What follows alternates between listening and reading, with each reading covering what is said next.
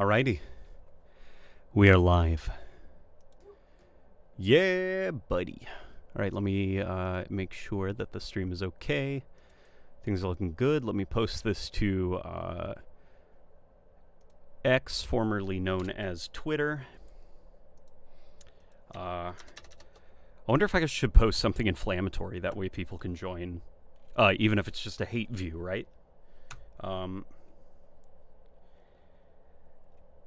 Halo 3 is now in Halo Infinite. This is an upgrade. There we go.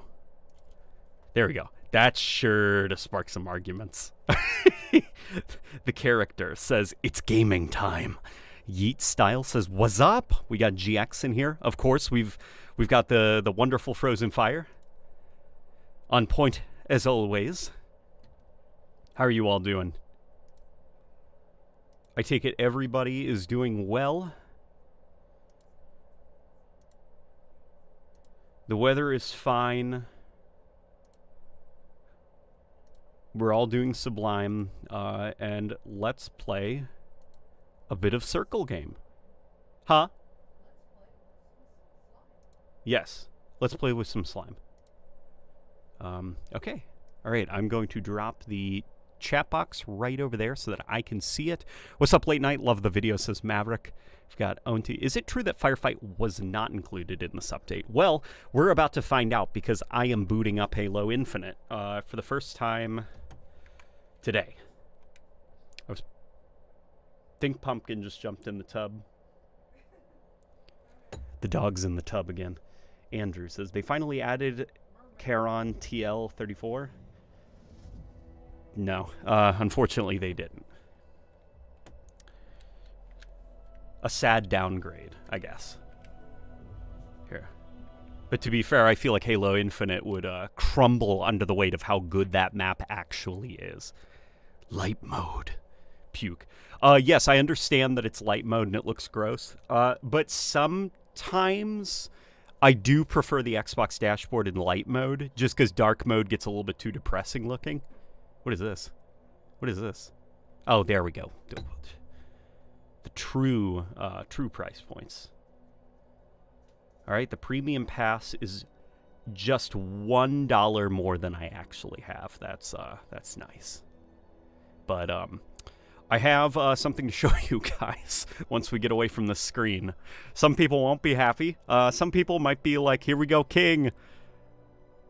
Yeah, I got me the Master Chief armor.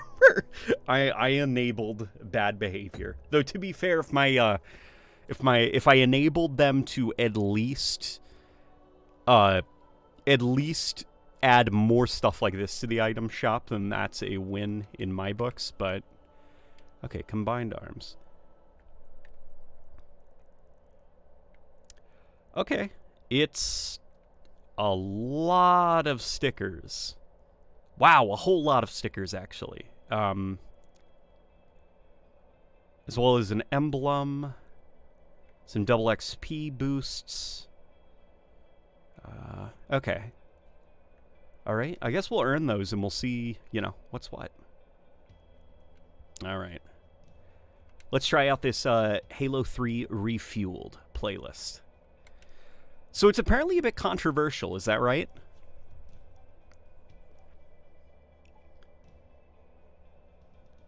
Yo, it's Locke from Fortnite. Yeah, the battle pass sucks this time. It does seem to not... I mean, just... first impressions, I guess. Like, it's nice that, I guess, this armor core is getting some more doodads that you can do with, but, I feel like this armor core was in a relatively decent place cosmetic-wise to begin with. What I think they could really add some more options to, actually, is, hang on. So, like, that guy's good. That guy is, well, fine. That guy's fine. That guy is in a great spot. Not you. This guy could earn, could do with, like, a little bit more meat on his bones, at least in my opinion. Because as you can see, I have turned him into an ODST, but I would love some more stuff to be added. So matchmaking just got canceled. Let's try that again. Expect to get sweaty. Skill-based matchmaking is turned up to 11 for this. Yeah, I saw a lot of people complaining about skill-based matchmaking. This is the way that I approach skill-based matchmaking as a problem for Halo Infinite, at least for matchmaking. Whenever you go ham, know that your next game is going to be pretty awful, and kind of like come to peace with that and use that more as a buffer for the game afterwards. So it's like, you do really well, next game you're not going to do so well, and be okay with that. In fact, maybe play a little bit more recklessly than you would so that you die even more than normal. So that by the time, you know, your next game is ready, you're hopefully in a bit more of a chill experience.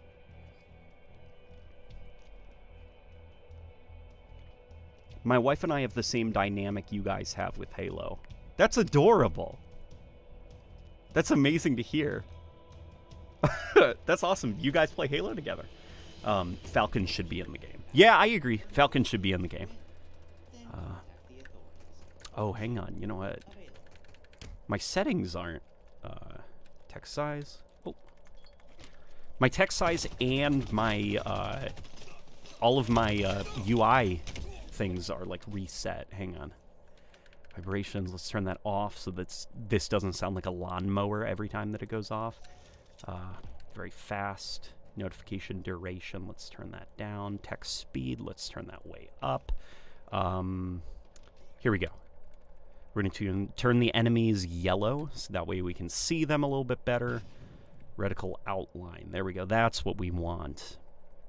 Then we want this down here. And let's just double check that some of the...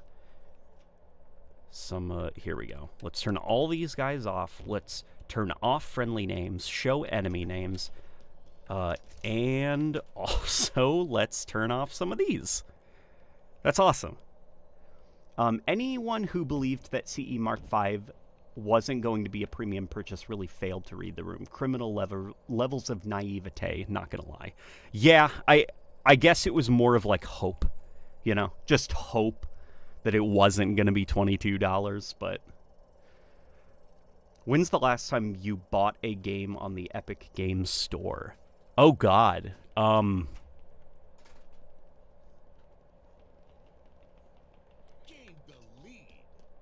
I couldn't tell you. Metro Exodus? No, I didn't even buy that. A friend bought it for me. Yeah, I legitimately could not tell you.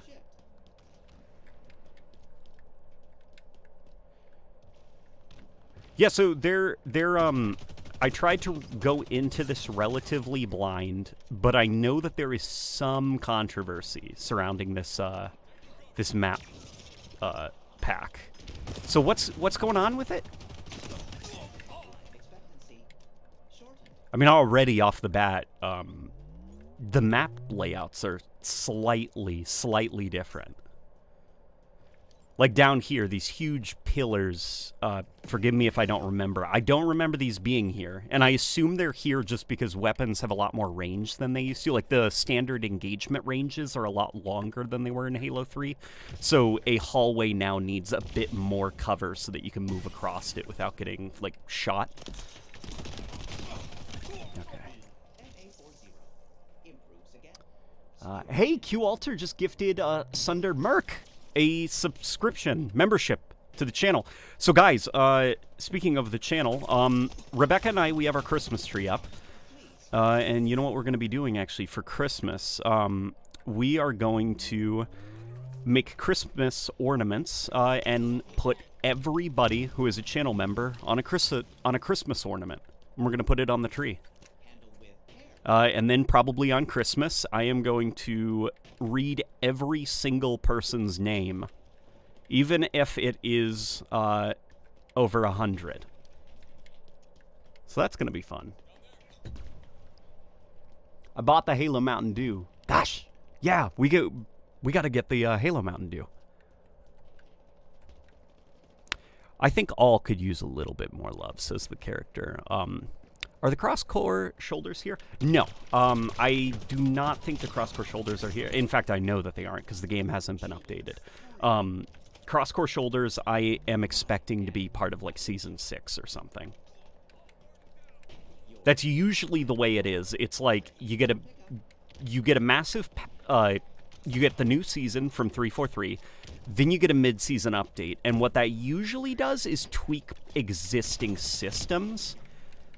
And the major overhauls usually come with the new seasons.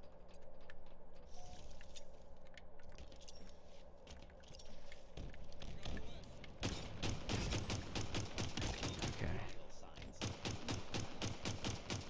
I saw a lot of people complaining about AR starts, which I will give it some time. Because AR starts, I think, work surprisingly fine in a squad battle. I feel like the Halo Infinite AR engagement distances combined with the size of squad battle maps, it actually evens out to a pretty decent experience. I'm not sure I would be able to say the same if it was like battle rifle starts. So here we're going to have to see with like the more scaled up, kind of like slightly tweaked maps.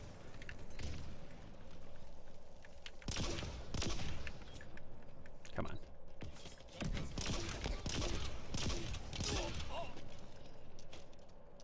Come on.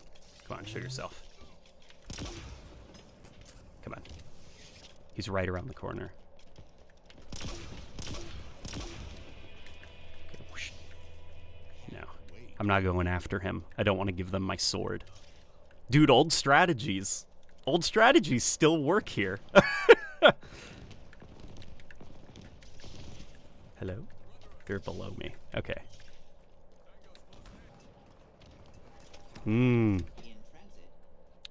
That's... we can pick these up now.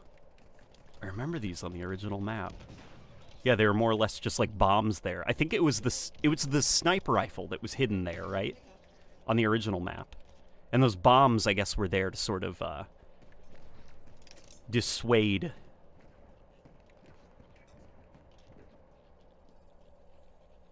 Interesting. Okay. This is a new layout. That, okay, not a teleporter. For a second, I was thinking it's a teleporter. This is new, right? Oh my gosh, I am missing a ton of, hang on. Oh my god, hang on. I am missing so much. So much. Okay, once I die, we're gonna go through all of these super chats, okay? Just give me a second. Oh my god. At this point, if I die, I feel like we've kind of got this match on lockdown. Okay. Oh boy. Come here. Eat some of these. Oof, oof, oof, oof, oof. Okay. Oh no. Show yourself. Damn it. Okay. That was a pretty good run. That was a pretty good run. Okay, let's go back. Q Alter just gifted a late night membership to Doggedly Handsome. Doggedly Handsome, your emotes are available for you to use. Take a pick. They're all great. And more to come. You don't come across old-fashioned values like that anymore, friends, and for good reason. There's no money in it. I still love Blue Sky's robots. Yeah, for the microtransactions and stuff. Yeah, I've been playing a lot of Destiny 1, believe it or not. That game's really good, but I was also kind of, like, blown away by just, like, yeah, there's no microtransactions in it. At least not, like, organically integrated into it like Destiny 2 is. You know, just like the UI is the UI. It's used for game stuff, not for selling you stuff. And then, of course, we got Mr. Nowhere coming in with a $50. Mr. Nowhere, I really appreciate it, man. It's always awesome whenever you come in. Could use some Halo Mountain Dew today, to be honest. I can't believe I didn't pick any up on the way home. I probably could have. You know what? I will get some for the review of these maps. I got to play this playlist quite a bit, but how has the move been, Mr. Nowhere? Last time we talked, you were moving, right? hopefully things are going well. Hopefully you're starting to get situated and set up well. You comfortable, dude?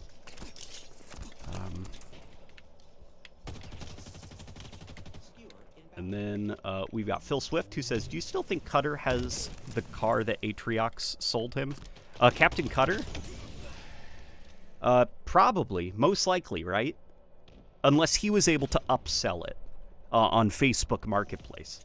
And then we've got Q Alter, who just gifted a membership to Trashboat. Trashboat, the same rules apply to you, my friend. Your emotes are ready for you to use at your discretion. Check them out. They're all awesome. Rebecca did them. Yeah, we do need to take new pictures. Is anyone's Ultimate Weekly Challenge not progressing, or am I doing something wrong? I couldn't tell you. This is my first match of the game. But we'll certainly take a look. Here, let's hop in here. They're all around this corner, aren't they? Come on. Oof. This thing's basically an energy sword at this point. Damn it! Look, see? Right there. You land a shot and then get a melee and they're toast. They don't stand a chance.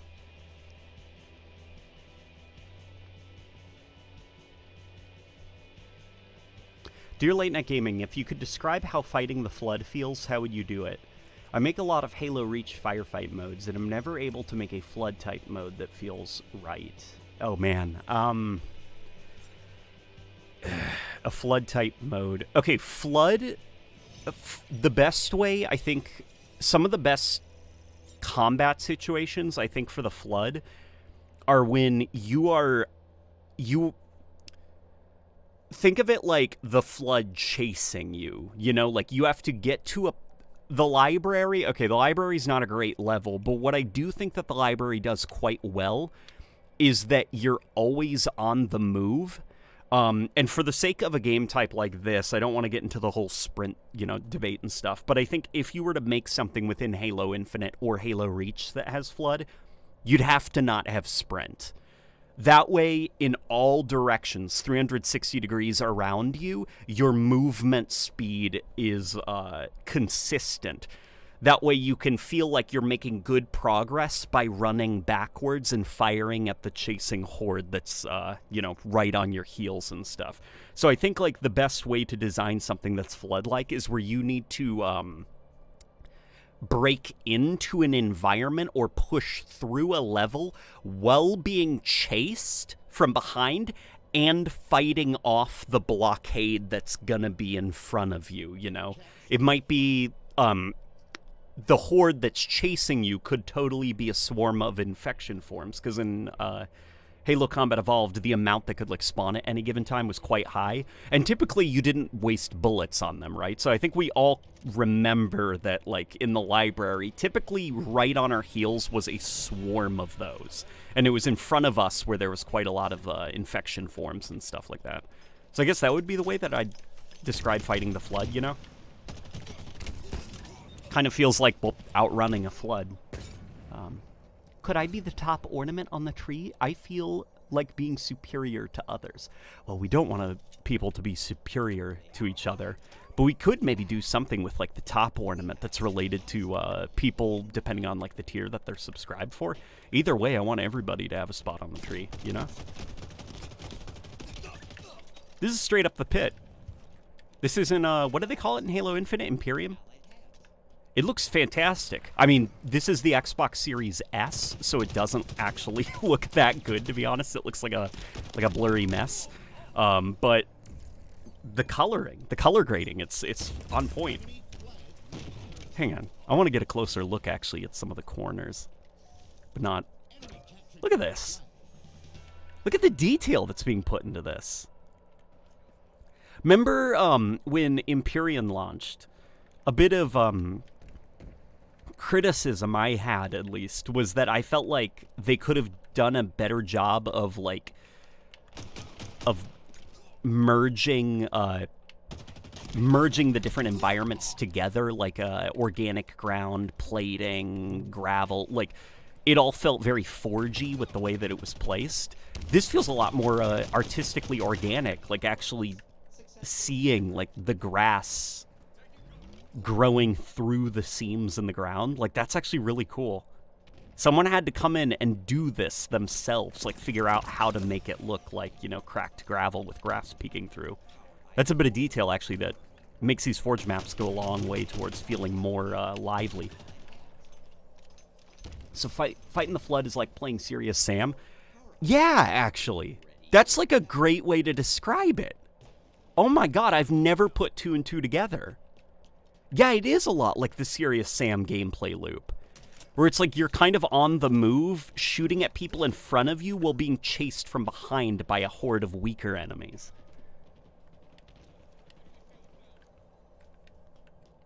Best maps, isolation thumbnail. I said what I said.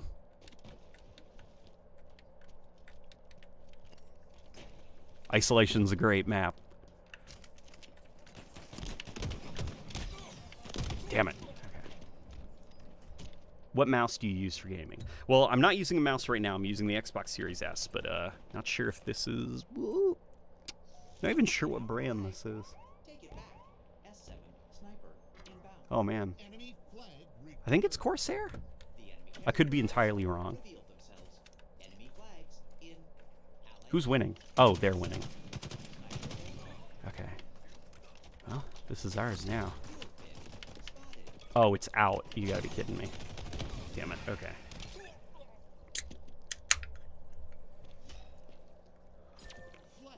I'm not. As much as I don't like the assault rifle in this game, I would prefer not being cross-mapped 24/7. Well, with the assault rifle, that's happening anyways.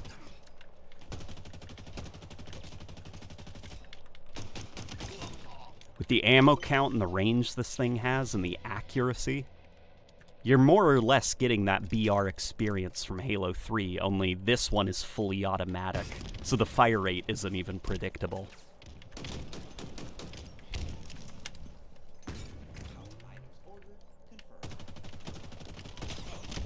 See, like, I think those engagement ranges were a little bit too long for the assault rifle. Is isolation actually in Halo Infinite? It is. It is. Hey, LNG, what's your favorite thing about your least favorite Halo game? Vice versa, what's your least favorite thing about your favorite Halo game? Okay,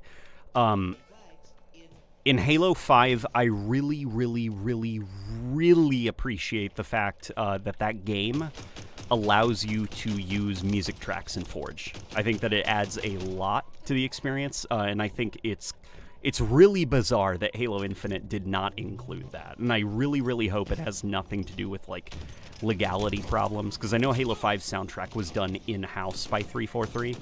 Like, that was back when not June Sonoy. No, not the Sonic guy.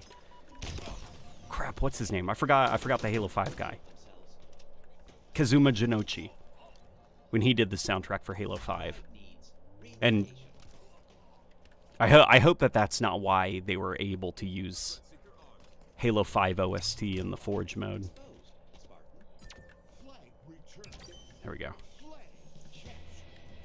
Because that would suck then. Halo 3. My least favorite thing from Halo 3 is the way that the Cortana segments were handled when, like, Cortana flashes in front of your eyes, as well as the Gravemind segments. I think that those could have been done without impeding the gameplay or interrupting the gameplay, you know, because it essentially it's one step away from being just straight up kind of like those Halo 4 and 5 QuickTime event sequences where it's like just suddenly the game yanks the controller from you and you don't have control over your character.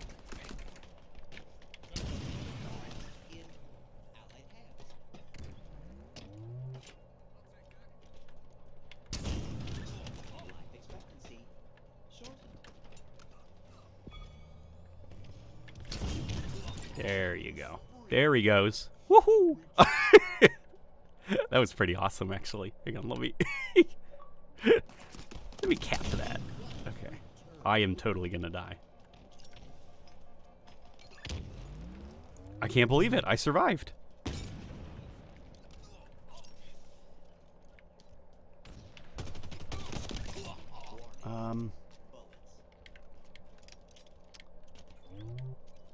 What's your favorite level from any Halo campaign? Oh god, favorite level.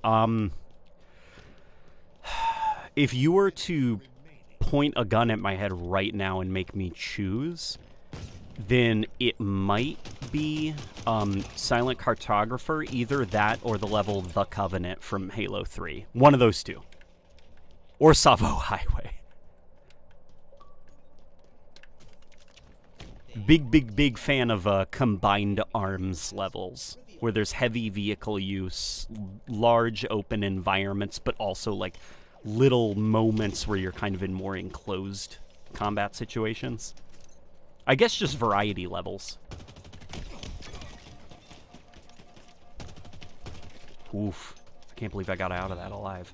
I mean, obviously the pit feels fine to play, and that's because I think it's mostly just a reskin of however they handled Imperium.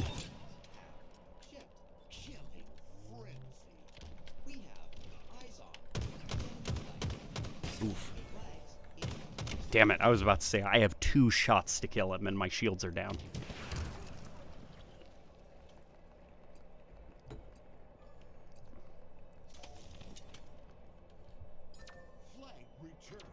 Hell, give us Halo 5 again. No.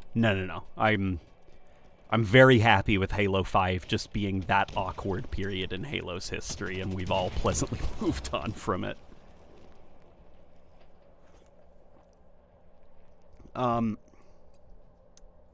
Favorite Halo song, and then somebody also says that the Reach soundtrack is the best soundtrack in the Halo series.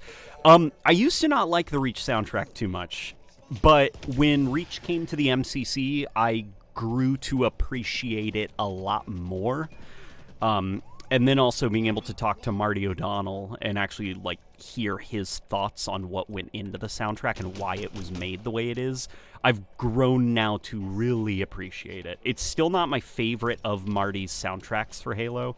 I think that will still probably go to either Halo 3 or Halo Combat Evolved. But Reach is great, and it fits the game it's in perfectly.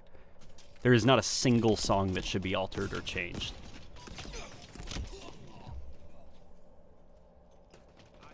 Oh, the music in Forge. Yeah, the music in Forge should return. I get why people hate Halo 4, but I think it's underrated. Yeah, I think in the long-term discussions about like Halo 4 as a first-person shooter, the hatred for it is like comically blown out of proportions. Because people talk about it like it's Duke Nukem Forever or something, and it's like, it's definitely not Duke Nukem Forever. It's just a kind of weak Halo game. You know? It's still a fine shooter. For 2012, it was one of the better games you could get that year, you know? It was just not quite as good as the Bungie Halo games.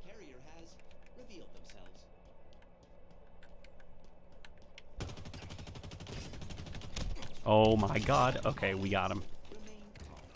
We got him before he was able to swing.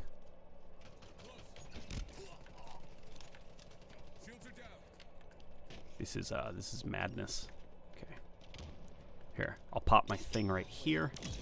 And then we'll go do something stupid and get out of there before I can die.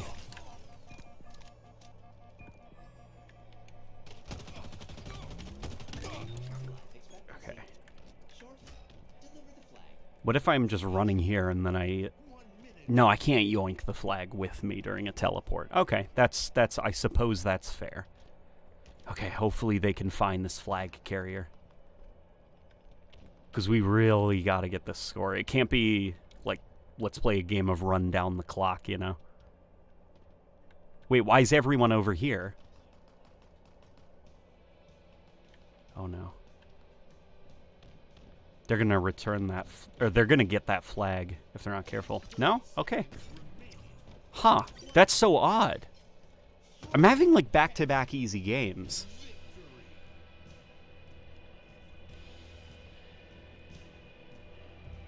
Don't hate Halo 4, but I do hate that nearly every squad battle game I get is on Exile, which sucks. Exile doesn't suck. Exile's pretty good. I will concede this. Exile is not fun if you're not playing with somebody, because that's a very, it's a map that requires, in my opinion, a lot of coordination, and it serves vehicle users the best. Like when Rebecca and I get that map, dude, it's bus time. She's the driver, I'm the gunner on the Rocket Hog, vice versa when it's the machine gun turret. We love that map. Been watching you since I was 14. I'm about to be 21 next month. Love all your videos. Dude. Wow.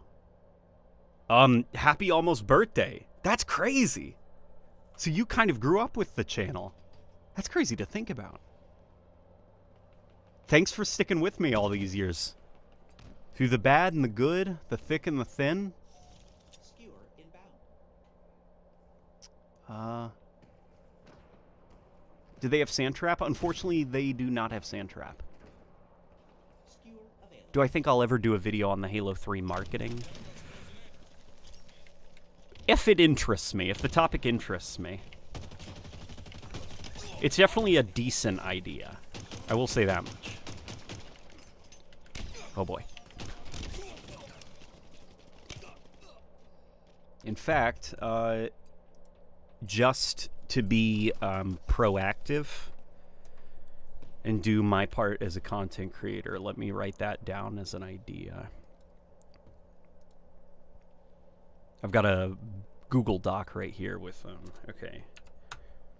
Halo 3's crazy marketing. There we go.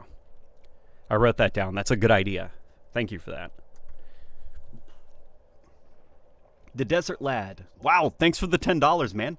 As someone boycotting Infinite, I can't get over the fact that so much content we receive recently is community maps and not from 343 directly. Wish more people would talk about it. I understand what you mean, but something also that I do want to kind of like bring value to, I guess, is the fact that like Forge is quite a different beast from how it used to be. Like outside of the pretty awful looking, you know, reflections, which I think will probably haunt Forge until they get a better solution for it. Like Forge maps are getting to the point where they're looking basically like dev maps, and in fact I have seen some Forge maps that look better than some of the dev maps. Like if you use live fire as like a basis, I have seen maps that look much prettier than live fire and look more like artistically like solid, I guess. So Forge being used to kind of pad out the content, I don't mind nearly as much as I would have. And also it helps, I think, that Halo Infinite is at a point now where the modes are mostly here. We're still missing some key ones: Assault, Griff Ball, Bomb, like all that stuff. But the game is robust enough now that I feel like, you know what, if it gets us more maps in the matchmaking rotation, go ahead and use Forge, because it seems like making the dev-made maps at this point, it takes like approximately 1 billion years to get a single map done, where with Forge you can pump out a lot more, a lot quicker. What I wish that they would do for the Forge maps is I wish that they would be a little bit more flexible with allowing more impressive visuals. I think because they definitely, you can tell that they're doing the Halo 5 thing, where in order to ensure that it can run on a variety of Xbox models, they're kind of balancing the visuals around the base Xbox One. That way they know that that thing won't like explode and destroy your living room when it tries loading up a Forge map. I wish that they would be okay with the Forge maps looking a little bit prettier, because they can look prettier. They've just been downgraded deliberately. No? Nothing? Nobody? Okay. I would agree more if Halo Infinite launched with it. And I completely understand that, okay? I completely understand that. I guess look at it this way. the people that were responsible for planning and content creation and, like, deciding this is the best way to launch the game, they have all been either fired or quit 343. And where it stands right now, the people doing the live service support for Halo Infinite, they are people that were in positions of power at 343, but not enough power to make the correct decisions. And now they have the ability to make the correct decisions, which is why Halo Infinite has been rapidly improving quickly, as well as, like, new people who are just getting on board and are immediately out of the gate making good choices.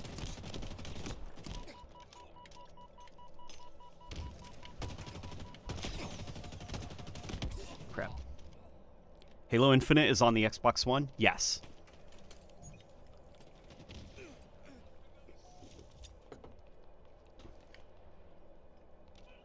The thumbnail is the map isolation, so I'm claiming clickbait. It's not clickbait. That is a screenshot of the Forge remake of Exile. Forge maps are almost to the level of dev maps. I don't mind them at all. Yeah, they're at the point where I feel like it's almost like, you know, one of the big things that we were championing before Forge released was Halo Infinite should have had Forge. That should have been a major priority because it would have fixed Halo Infinite's year one problems. You know, all those problems, the content droughts, the lack of variety in the ways to play the game, none of that would have been an issue if Forge was not in the game. And now that Forge is in the game and it's being used to bring variety to the game, I feel like then criticizing it for, like, well, it's all Forge maps. It's like, yeah, that's what we wanted when Halo Infinite launched. It's like, this game needs more Forge maps. Like, flex that tool, get it working, get it doing what it does best. I do understand it, though, and I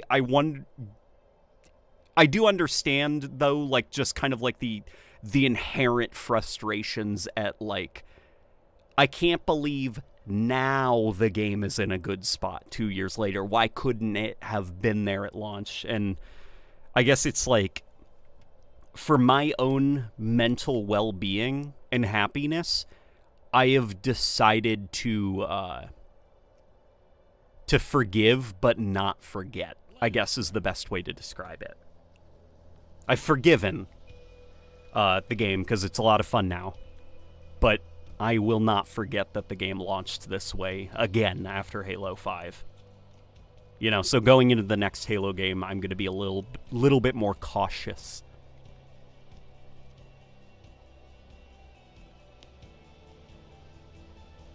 After playing so much Destiny, Halo feels weird.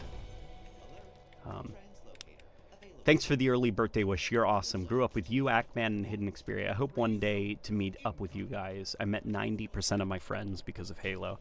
Well, tell you what, going to like PAX West every year, at the end of every year, usually the three of us show up to those. There's also the various HCS events. Maybe Luke, Actman, and we can all coordinate something.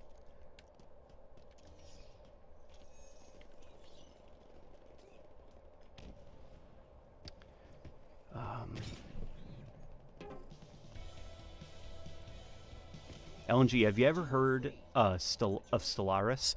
Stellaris. So Stellaris, that's not that stargazing program that was on PCs in like the mid-2000s, right? The Stellaris I'm thinking of is, it's from the first-person perspective, and your camera is like locked standing in a field. And what you can do is you can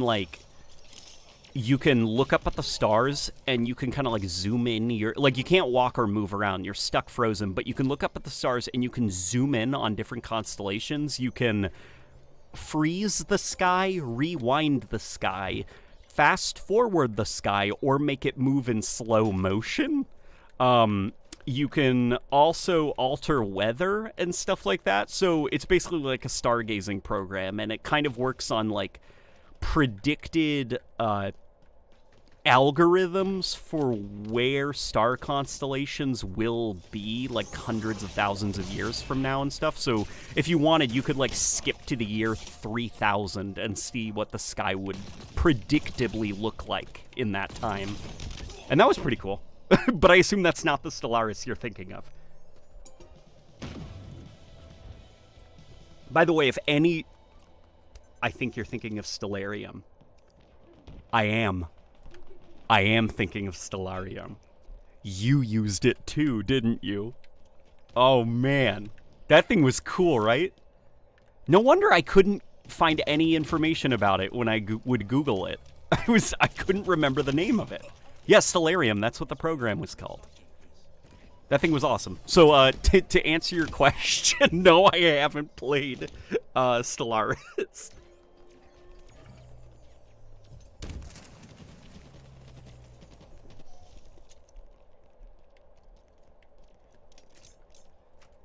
Ever thought of playing with Actman and Hidden Xperia on stream? Hidden Xperia, I've actually reached out to him. I think we're going to play some Halo custom campaign missions. What is this, what is this, we're playing? Land grab. Okay.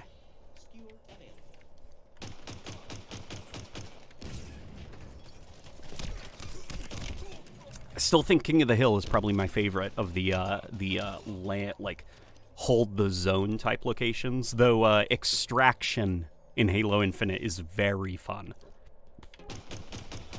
Like, the more I play Extraction, the more I realize just how much depth is, like, hidden under the surface.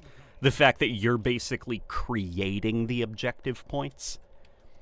It's a lot of fun. Like, last night, in a match of Extraction, we put our extracting device way out in the open, and what we were thinking was that, like, well, this is going to be awesome, because if they want to come extract it, they're going to be out in the open and exposed. All we have to do is kind of, like, you know, hold the zone and we'll be good. Well, they somehow were able to convert the device. And so now the objective was flipped on us. We had to figure out how to convert the enemy device that we had placed in a bad spot. We didn't end up doing it, by the way. But it was, like, it was cool.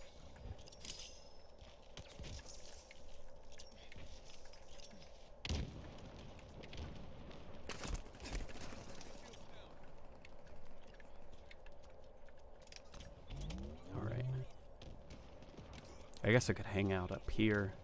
No, I can't. I don't have a clear view. I thought that spot was open for a second for some reason. All right. 2 zones to 1. The math is advantageous. Now that's a warm spot. Oh yeah.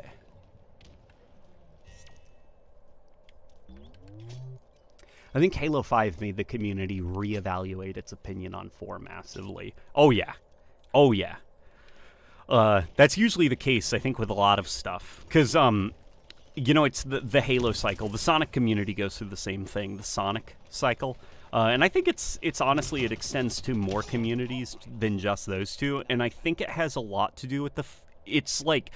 fear that the thing you're playing right now is the status quo and all future games will follow this formula.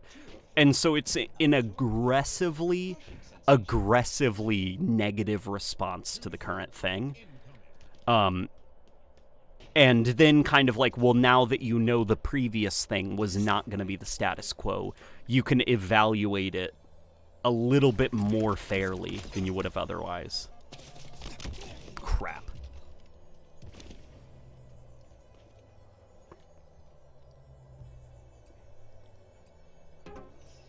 Halo 4's Dominion mode was really good. Yeah, Halo 4's Dominion is brilliant, and it's a crime, I tell you, that it did not become a series staple mode.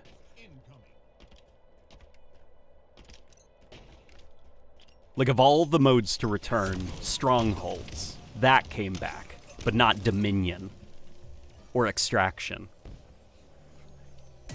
Hey, the Desert Lad. Dude, thank you for the $20. I really appreciate it.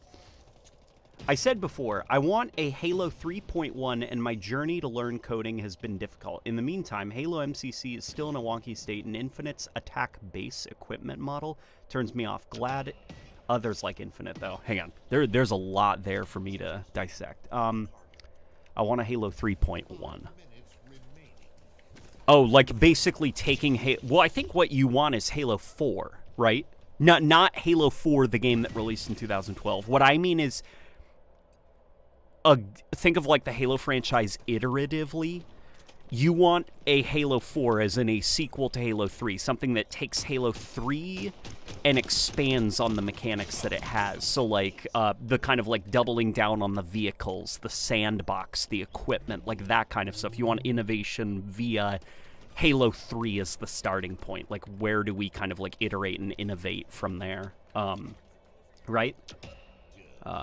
In the meantime, Halo MCC is still in a wonky state. Yeah, MCC is still in a fairly wonky state. It's enough to where you can enjoy it, but if you play a lot of Halo and kind of like know the games, for example, like Combat Evolved, your weapons become more inaccurate the higher your frame rate. So if you're on PC, it's actually advised to play that game multiplayer at 60 FPS locked. Don't do it at an unlocked frame rate, or your weapon spray will be out of control. As well as on Legendary campaign, it hurts quite a bit because AI logic is calculated, I think, by the frame rate. So it was balanced around 30 FPS. So it's already, as a default, harder to play than it should be at 60 FPS on the MCC. If you go to PC and you try doing Legendary at an unlocked frame rate, the AI are way too aggressive for their own good. And it's an even worse problem in Halo 2 and Halo 4. No, not Halo 4, Halo Reach. To the point that it like broke Halo Reach's space battle mission. An Infinite's attack base equipment model turns me off. You mean for the campaign, right? Like how it's kind of like each encounter is like attack the base. Oh, attack-based equipment model. Oh, like a majority of the equipment in Halo Infinite is very user-focused. It's not a neutral piece of equipment that you can deploy that can either be used against you or used by your team. The best way to describe it would be the bubble shield in Halo 3. If you throw that thing out, it can protect you, but what if someone rushes in there with a shotgun, kills you? Well, now it's their bubble shield, even though you deployed it, you know? Like, you just throw it out, and it has no allegiance to any team. It's just now this new factor on the battlefield that can change the flow of combat, either which way. Yeah, and I definitely, I wish Halo Infinite had more neutral equipment, because I think the neutral equipment adds a lot of the most variety to the experience. This is crazy. This is the Mountain Dew map. Is it like the floor is lava? No. Okay, the floor is not lava. Okay, I assume we're playing in Mountain Dew. This is this is like bonkers, actually. Yeah, babe, we're swimming through Sprite. Yeah, this whole map is it's like a Mountain Dew factory. This is crazy, actually. Look at that. There's even, like, dynamic objects, like, moving around. There's, like, a crane up there doing something. Probably getting Mountain Dew. I'm gonna have to explore this map, I think, offline, because this is ridiculous.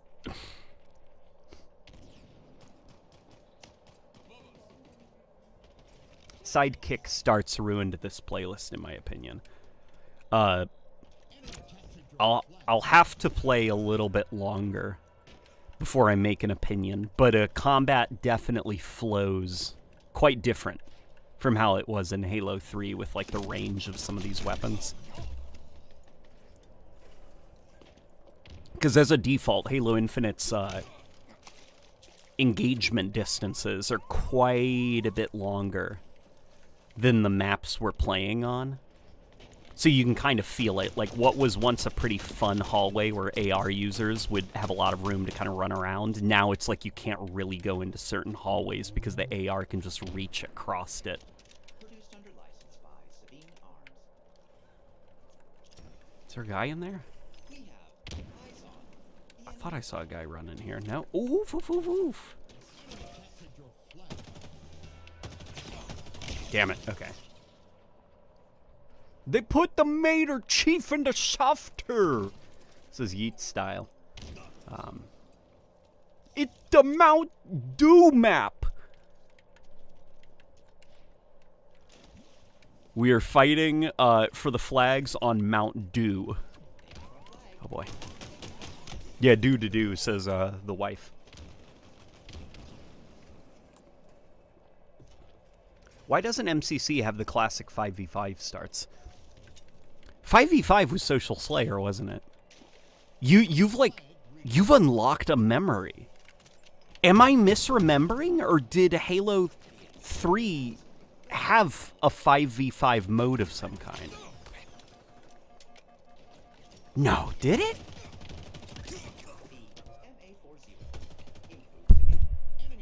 Let me check, actually. Was the DMR always an infinite? The DMR was added in Season 3. It doesn't have a scope on it, so it's a close range-ish weapon. It's like close to medium range. But they did add a DMR with a little, like, think of the SMG, the ODST SMG sight. How it's like, yes, you can zoom with it, but you can't zoom by much. They added, like, the ODST SMG sight to it. So there's 2 DMRs now in the game. One with that little holographic sight and the other with no scope.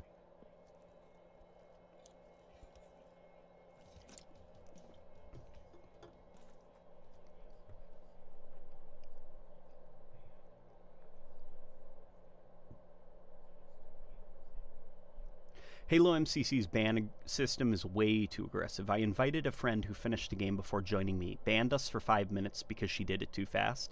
Yeah, that, the other day something odd happened to me. I booted up MCC. I didn't do anything yet. And I tried searching for a match and it said I had been banned. And I was like, what?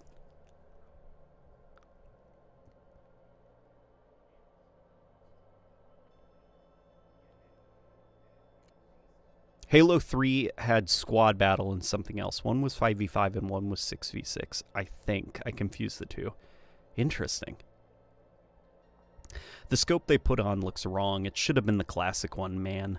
Yeah, I mean, I wish that it was also the classic scope, but I think what they were trying to do was they were trying to do something a little bit more, probably like, for like the Halo 5 Magnum.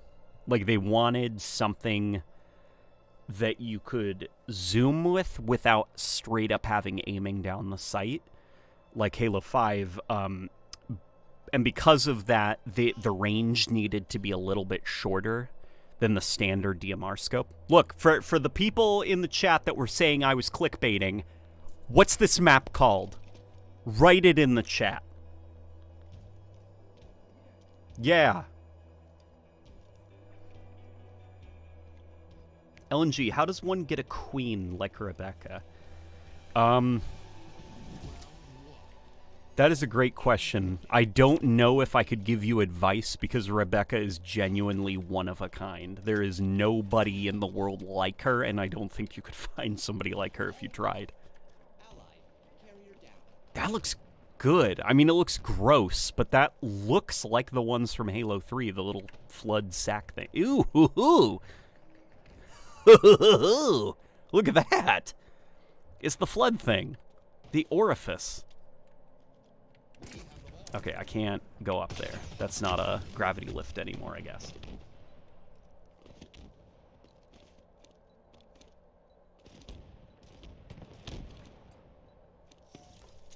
Thoughts on Halo Zero, that one 2D indie Halo game? Oh, Halo Zero is adorable, man. I played Halo Zero quite a while ago. I might have to replay it to do a video on it, but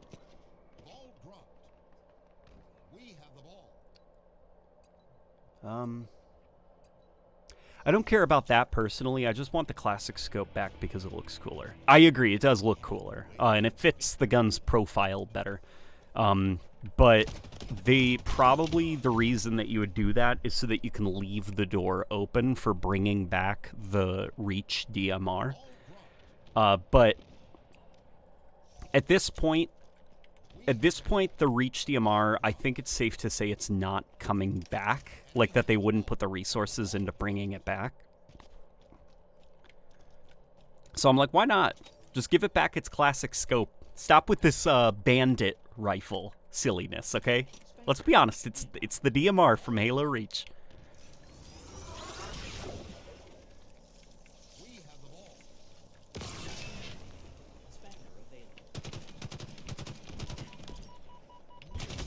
Now, see, something that I think could really improve some of these Forge maps is if they added back the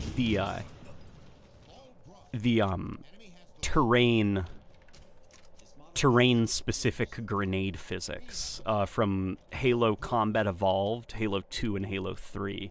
Because if you remember on this map in Halo 3, if you wanted to throw a grenade up there, you couldn't do that.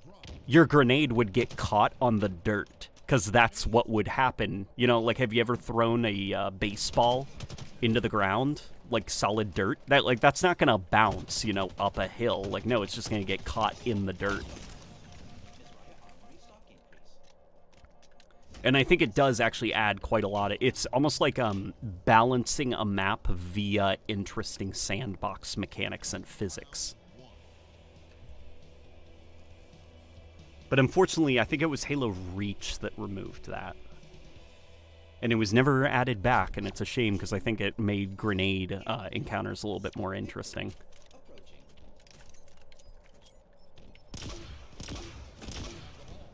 A little bit more thought had to go into when and where and how you throw a grenade, you know? It's not crazy. It's not like, whoa, the game is so different now. It's more like just a little bit of strategy that was added. Okay. Well, he has the ghost. The bus. I'll come back to Halo Infinite when they add Firefight. King of the Hill Firefight should come with the mid-season update, which... knowing 343, it's usually around the middle to the end of the month.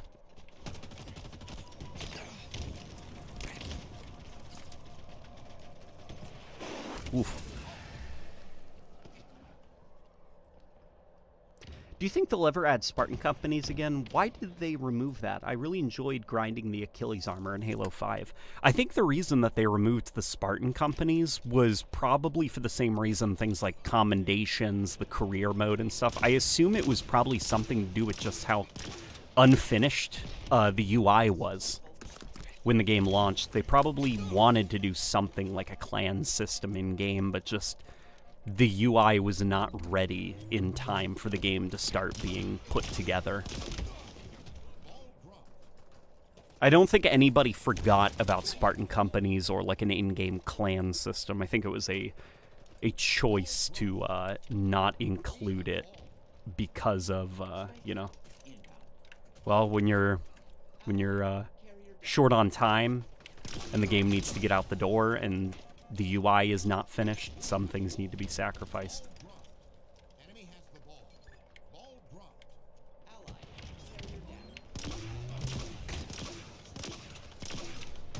Damn it.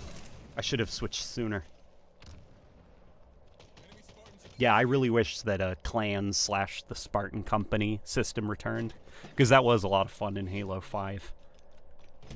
It really, really felt, there's a bit of that community energy, you know, seeing the late-night army, like, grinding together to try to get that Achilles armor. I don't think we ever did, but...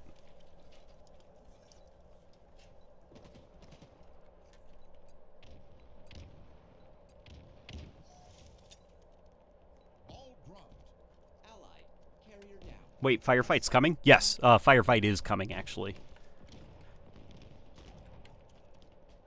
343 is introducing, I believe, classic Firefight, as well as a variant of Firefight that's like matchmaking curated. So it's like limited, like you can't, kind of survive infinite numbers of waves. And it's called Firefight King of the Hill. And that will be a part of matchmaking when it goes live. And from the leaks that we've seen, it is more of a traditional Firefight experience. It's not like Warzone Firefight. It's not like 8 Spartans running around, and so you have to fight against 50 grunts, and the whole combat just kind of like falls apart and doesn't flow very well. It's 4 Spartans and campaign AI unchanged in terms of their behaviors, so that combat loop should be preserved. Oh yeah. We won. Thoughts on the stuff going on with Modern Warfare 3 in terms of being like a $70 DLC? Dude, I think we ranted about Modern Warfare 3 last stream. Yeah, that's where we were. Fope, we have to stop Makarov. He's got the gaff, Fope. Making a lot of jokes about that. Modern Warfare 3, I will probably get it when it's on a steep sale next spring, when a lot of the bugs have been ironed out, and when the awful progression system that they have, like truly awful progression system that they have right now, is like mostly ripped out of the game.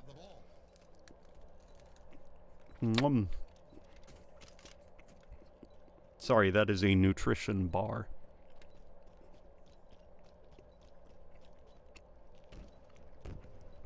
Eight-person Firefight would be dope, though. Halo 5 tried it, and it wasn't. it was kind of like a mess. Because you've got 8 Spartans that are, like, running around like crazy. And so because of that, you have to add more AI. And that kind of, like, dance, the Covenant dance that you kind of get into, like, that starts to erode the more enemies. And then it just becomes, it feels like just chaos. It's just, there's no structure, there's no flow to anything. Like, a grunt can kill you in 2 plasma shots. That's an exaggeration, but, like, it doesn't feel like Halo anymore. It feels almost like a Call of Duty shooting gallery. Like, enemies can kill you in just 1 or 2 shots, so you're hiding behind cover and aiming down your sights, and if you die, you had to wait, like, upwards of sometimes 40 seconds to respawn.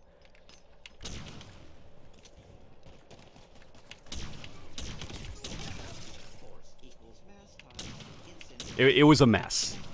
I'll put it that way. Do you like Spartan Chatter? Like the podcast that 343 has? Yeah, it's fine.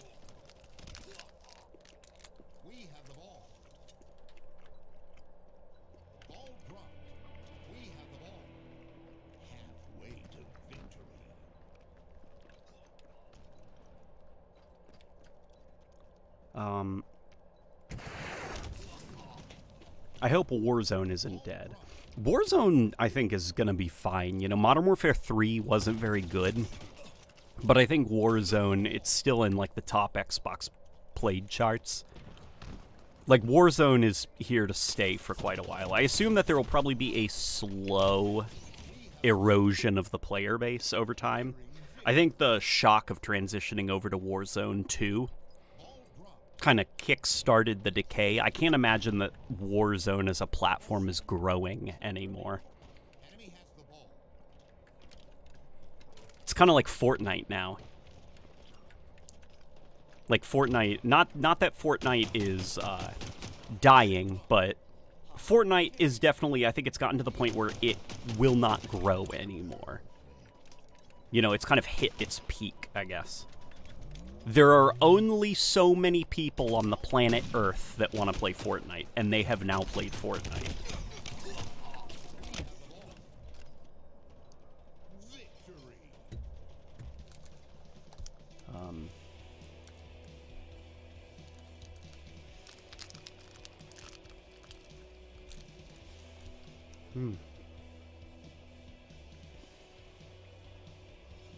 Excuse me. Hey, Late Night, hope all is well. What do you think about 343 adding 50 credits to the weekly reward? I think it would be neat and good for the shop. I agree, but the reason they won't do that is because they want people to pay full price. They don't want people to, like, stock up their credits and then get a freebie, you know? Which is unfortunate. Oh, you were talking about Halo 5 Warzone. Halo 5 Warzone is it's not dead, but it's definitely, you can't really find specific games in it anymore. It does take quite a while to find a game, and then if it can't find a specific game after a certain amount of time, it's just like whatever, and it'll throw you in like anything it can find that's Warzone related.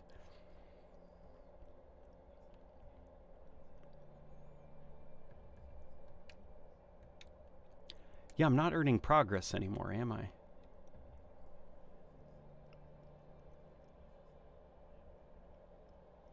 Fortnite actually just broke their server record about a week ago. Lots of people jumping on with the current season. Yeah, and that was, they brought back the, that's interesting, by the way. But they also brought back the classic map, didn't they? I always thought Halo 4's loadout system could have made for a really fun firefight mode. The perks and AAs would have fit better in PvE than PvP multiplayer. I definitely agree with you there. Yeah, I agree with you there. I think maybe in something that's a little bit more spin-off-y, I guess. Or something that is more deliberately curated for PvE. As some kind of, like, team-based horde mode spin-off.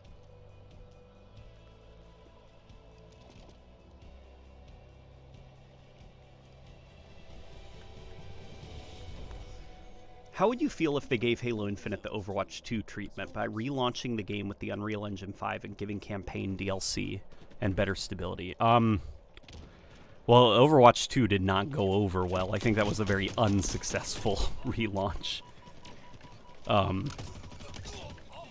I would not be opposed to...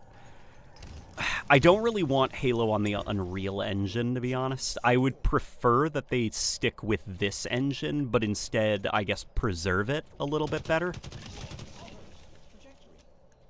Like, document it a little bit better, make it a little bit more stable, and definitely, like, improve what it is it's capable of. Because I think under 343, there are a lot of advancements in the engine, but there is a lot of tech debt that's built up, as well as decay in some areas where the engine seems to have actually, like, suffered.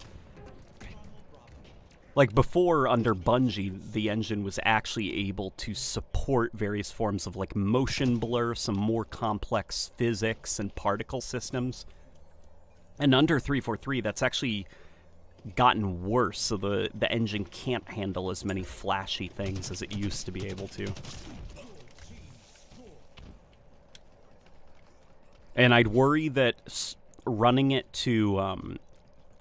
over to the Unreal Engine would just fundamentally change how Halo feels at its core to play.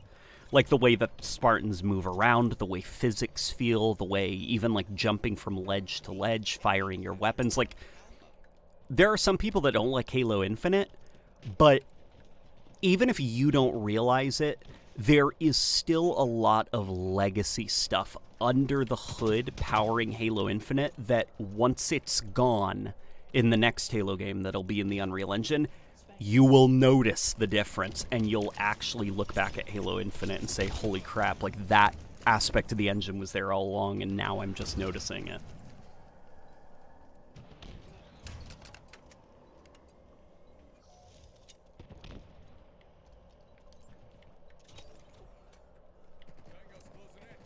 Isn't Slipspace just Blam 5.0? Yeah, the Slipspace engine is just a modified version of the Halo 5 engine, which was a modified version of the Halo 4 engine, you know, which branched off the Reach engine and Halo 3. Actually, I think Halo 4's engine might have branched off of Halo 3's.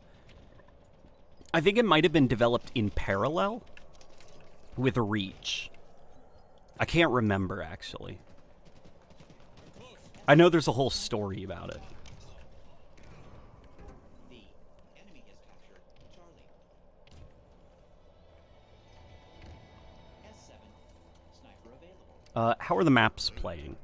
So far, I guess, I mean, I'm doing fantastic, so I think the maps play amazing. It's going to take a bit of time for cracks to show, I guess.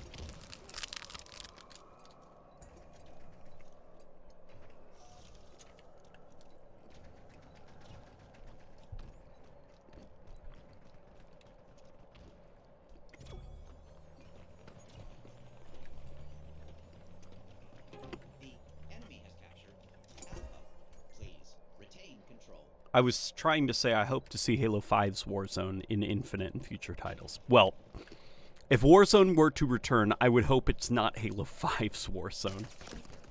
Because I think that mode had like a lot of just key issues.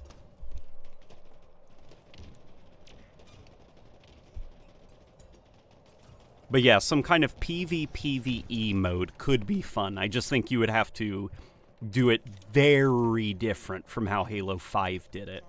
Almost every aspect of it would have to be like revisited. Outside of bases.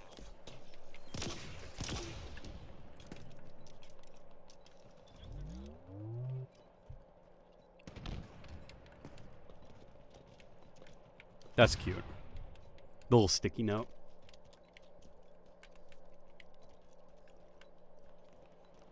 Do the maps carry on the legacy? They don't carry on the legacy because they play very differently. But I could see new ways to play these maps begin to form just because of how different Halo Infinite's sandbox is compared to Halo 3's. So like I've noticed that like certain hallways now flow very differently, and so I'm like right now my muscle memory is starting to be built up for these new versions of the maps.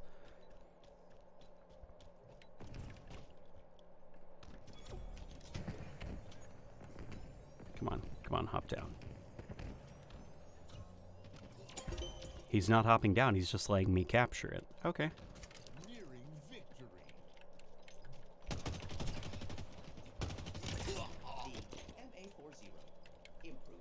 Alrighty. Okay, this game is ours.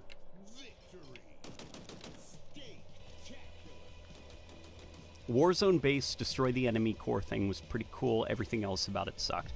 Yeah, basically.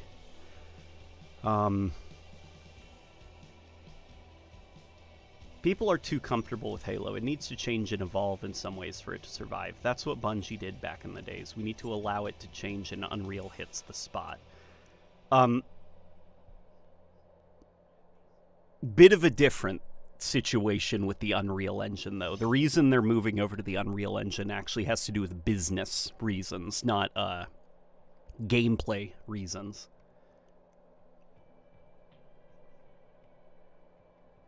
And in fact, actually, a move to Unreal Engine is kind of worrying because there's a lot of things Unreal Engine does that does not do that the Halo engine actually does as a default.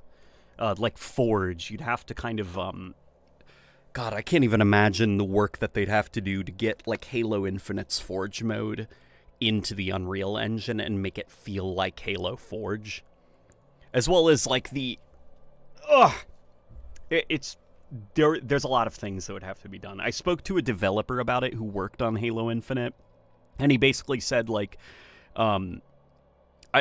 he didn't think that the community quite grasped how different the two engines are, and the Halo Infinite Slipspace engine, as kind of like janky as it has become, there are things that it was able to just out of the gate do very well because of years and years of legacy code that have been built upon. Where with the Unreal Engine, nobody has really like done anything with that engine that's very Halo-y, so a lot of that would have to be built from scratch by 343 if they do get an Unreal Engine license. What's the business reason? The business reason is that 343 Industries, because they basically do the Microsoft work model in order to kind of flake out of, like, you know, employee benefits. What they do is a lot of people become contractors. You know, that way they can let them go before they hit that point where they have to start treating them like employees, giving them benefits and stuff like that. And so because of that, you have very high turnover rates in Microsoft development studios, which, you know, you've got people like kind of like a revolving door every 2 years. And the way he described it was the way his experience was coming in and learning the Slipspace engine. It took maybe half a year to 9-ish, 8-ish months. So already almost a full year of his contract was gone, which left him about a year and some change to actually do work. And even then, he wasn't completely experienced. As opposed to if you use the Unreal Engine, in which case that's something that a lot of developers are way more familiar with. So, you know, they get the contract, they can work at 343 for 2 years, and the onboarding process is much faster.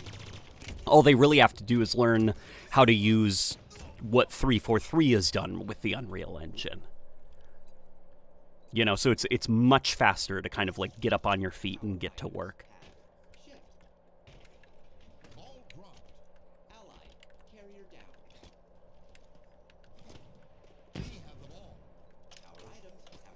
Regardless of the engine, it's unfathomable to me how 6 years of work turned out 4 modes at launch. I feel like the engine was scapegoated for what we all know was management issues.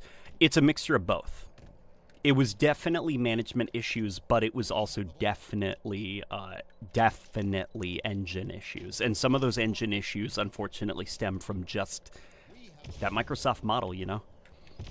Somebody actually explained to me technically in depth why the Phantoms in Halo Infinite, think of like the iconic Craig demo, when Chief steps out of the Pelican and like looks around, and then he looks up in the sky and there's like this phantom, and it like does a hard turn and it just looks like so bad the way its flight path worked. And it's still like that kind of in Halo Infinite. Phantoms look very stiff in the air compared to like the Bungie titles where they fly a little bit more smoothly. They almost glide through the air. The reason why is because the person who worked on Halo 5's version of the Halo engine, who designed the whole flight system for aircraft or AI aircraft and stuff like that, his contract ended ages ago. So there wasn't enough documentation on whatever the hell he did. And so it was just kind of like this, like, how do we get this to work? Does anybody know? No? Well, who designed it? What? He hasn't been here for years? Fuck.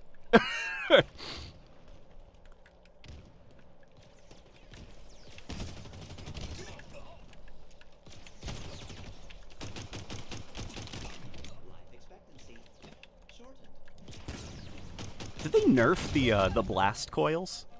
Because I feel like those are the only fusion coils now that I can consistently never get a kill with. So yeah, I'm just going to sit down here as long as I can. As long as I can to bait people into coming down, and that's when I'm going to hop up there, and then I'm going to leap back off the ledge down here if they follow me up this gravity lift.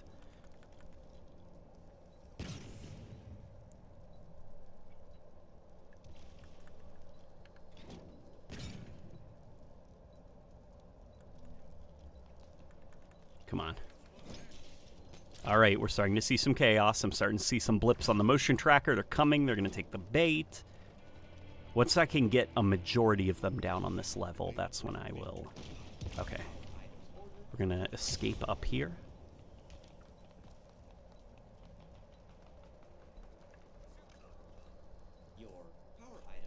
I think we might win this round pretty seamlessly. Oh boy. See, here he comes. Damn it. Okay. Didn't work out the way I wanted to, but...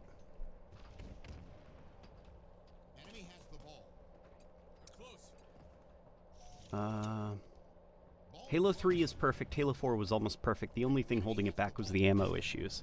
Oh, I think a lot more was holding Halo 4 back than ammo issues.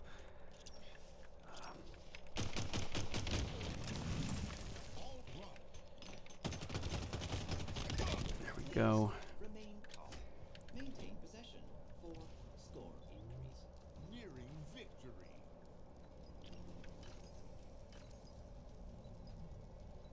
S7 sniper inbound.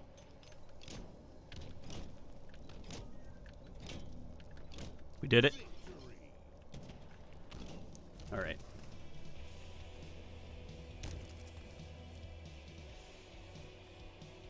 Have you ever played Titanfall 2? Yes, Titanfall 2 is very good. The engine failure of Halo Infinite was definitely Microsoft's fault. I would actually put that at the blame of the old management.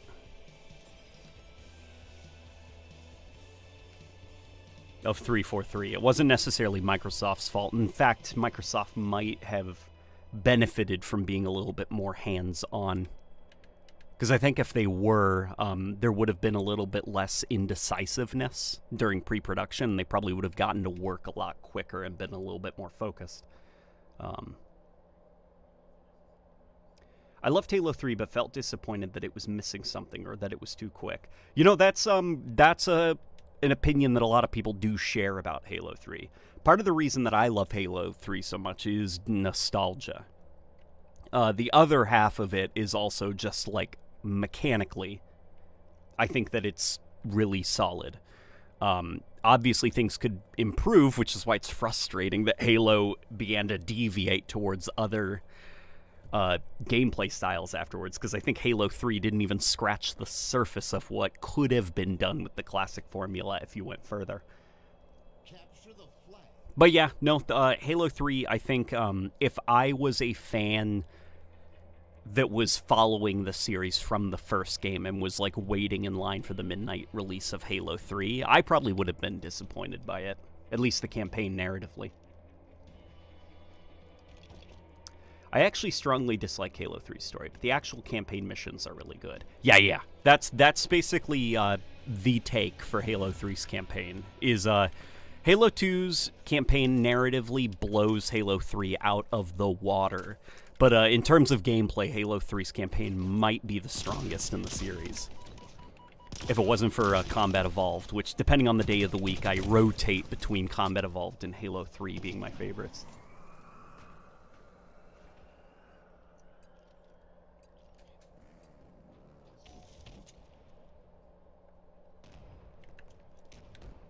Talking with the devs, one of the heads of 343, the one who said the 10-year plan, was basically to blame for most of the issues and bad decisions. Yeah, the vibe that I got was that it was very much just a kind of like vague, we're going to make a live service Halo game. What does that mean? Who knows? We're going to make a Halo game that's new, but different. It's going to be familiar, but fresh.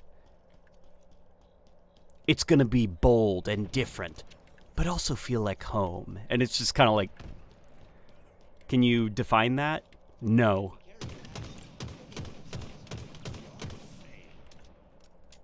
You know, and after a while of not having a solid vision for what you want to do, and then you have to get to work because Papa Microsoft is calling and asking what's taken so long. Oof. Thankfully, though, the Halo Infinite ship is turning around. I am happy that the game is in a good spot, because I think a lot of hard work is actually being put into getting the game back up off its feet and steering it in the right direction.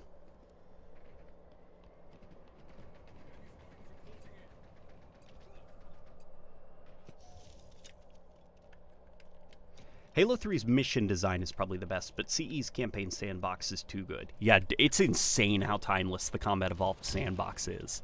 It's just the purity of it, I think. It's just like, there's the shotgun, the sniper rifle, there is a rocket launcher,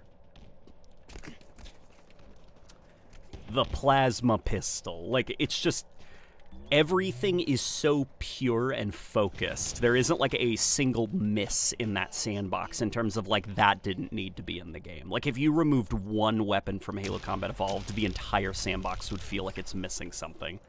Like, they just nailed it.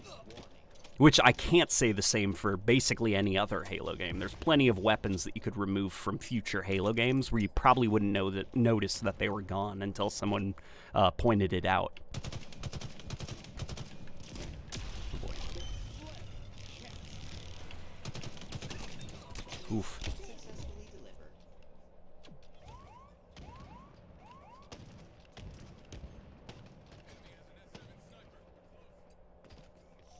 Screams in Magnum headshot meta. See, that's the strength, I think. That's the strength of Combat Evolved, I think, is that you've got one gun, which is the jack of all trades. And then around that gun are a bunch of pure weapons that focus on a very specific task. So in your primary slot, you got the Magnum. You know, it's your primary weapon. It's doing most of the heavy lifting for you. And then in your secondary slot, you're constantly swapping out for whatever weapon meets a needed task. Whether it's, you know, you've got like a ton of elites, so you've got a plasma rifle with you. You know, you've got vehicles, so you've got a rocket launcher with you. There's things far off in the distance, so you got to get out that sniper rifle, you know, or you're dealing with the flood, so you've got to get a shotgun. I don't necessarily think that the Magnum being the primary weapon is a bad move. In fact, I think the sandbox might feel even a little bit directionless if you didn't have that that guiding light, that North Star that kind of acts as the focus point for everybody. Like, everybody converge around the Magnum, and from there, select the weapons that will fill specific tasks. That's the best way to describe it.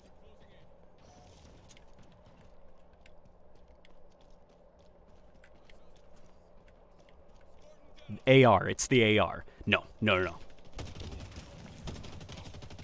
No, the assault rifle's not your primary weapon. The assault rifle, that thing is extremely useful in close quarters situations. I think it's extremely good with grunt cleanup. I think it's extremely good against the flood and stuff, but it's definitely not like...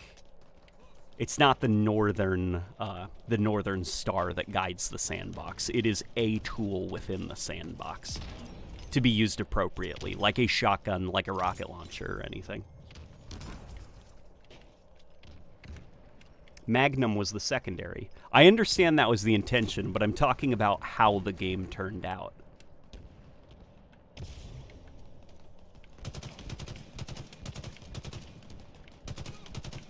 You know, Bungie probably intended it for it to be the assault rifle, but the way that the sandbox turned out, the Magnum was definitely the primary weapon of the game. Which is why in Halo 2, they went the route of making it a little bit more aesthetically appropriate and turned the Magnum into a rifle weapon.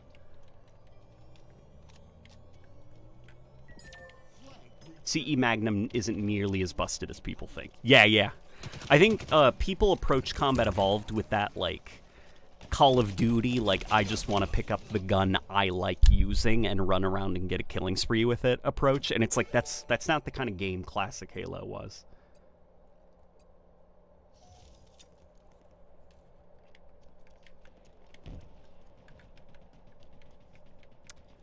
Or they want to play it like a Doom, where it's like there kind of like is no primary weapon. You're just constantly revolving from different guns, and the problem there is that Halo is not an arena shooter with like a weapon wheel and stuff. You're not carrying the entire sandbox in your pocket. You've got 2 weapon slots. They have our flag. Take it back. We have eyes on. It is interesting to think of how Halo's sandbox might have differed if there was a weapon wheel, kind of like arena shooters. Oof. There we go. This is our flag. Let me actually go see if I can capture it. Flag return.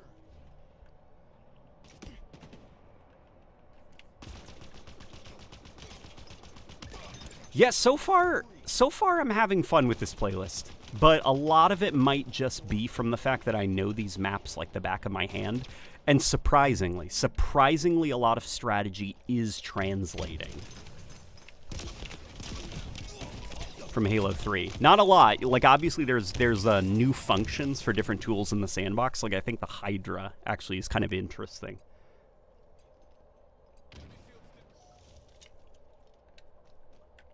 I always saw the AR as like a suppressive weapon. It was never meant to kill. It was used to keep the enemy on their toes while you positioned yourself for the kill. There's some of that, definitely, but I also think in a close quarters situation, the AR, it's like, you think of like you stumble into a room full of grunts and they're all running around. Well, if you have the assault rifle in your hand, like that whole hallway is covered in bullets, and like the grunts are flinching, and you can get them into flinch locks thanks to the assault rifle and just how fast it fires. And then it also helps that it swings so quick. It's just like that weapon was fine-tuned for, like you said, like suppressive fire and just kind of like being a mess in close quarters situations. It's just this big, sloppy, loud, aggressive mess. So I think definitely for like infection forms, grunts, jackals even, like that assault rifle is actually pretty solid, as well as just like its ability to consistently dish out damage because of its large magazine size. S7 sniper inbound. Oh, true. I was talking more multiplayer-wise. Yeah, that is also a thing, multiplayer-wise. I think of, what's that one, What's that, it's the map that's like more or less like kind of like 3 hallways. It was remade in Halo 2. That, and they even had like an elevator, or not elevator, you know, like the floor, the conveyor belt on it. I forgot the name of it, but that map is actually great for if you've got like the enemy team on the other side of the hallway and they're coming down, just take out that assault rifle and start spraying everywhere. Like, it's kind of like a mess and they don't really know what to do, and if they've got their magnum, they keep getting de-scoped because bullets are flying everywhere and some are hitting them. It's a very aggressive weapon to be faced up against. I think it was Longest, yeah, that's what it was called. I wish there was an SMG in Infinite to fill that role. Yeah, right? Yeah, I feel like Infinite is actually really primed for the return of the submachine gun, just because with the buffs to the assault rifle, now there is that gap in the sandbox for that close range, low damage, high fire rate, large magazine weapon.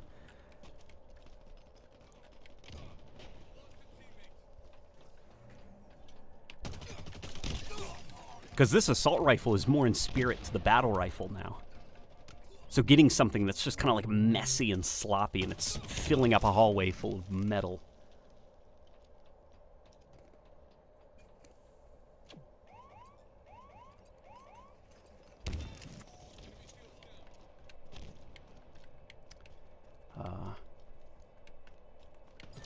I've returned from the ether. I agree with the SMG sentiment.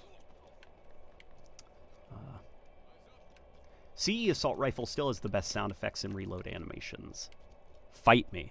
Yeah, dude, the assault rifle from Combat Evolved, it is it's still to this day, I think, I kind of wish that 343 for the next Halo game, they'd model the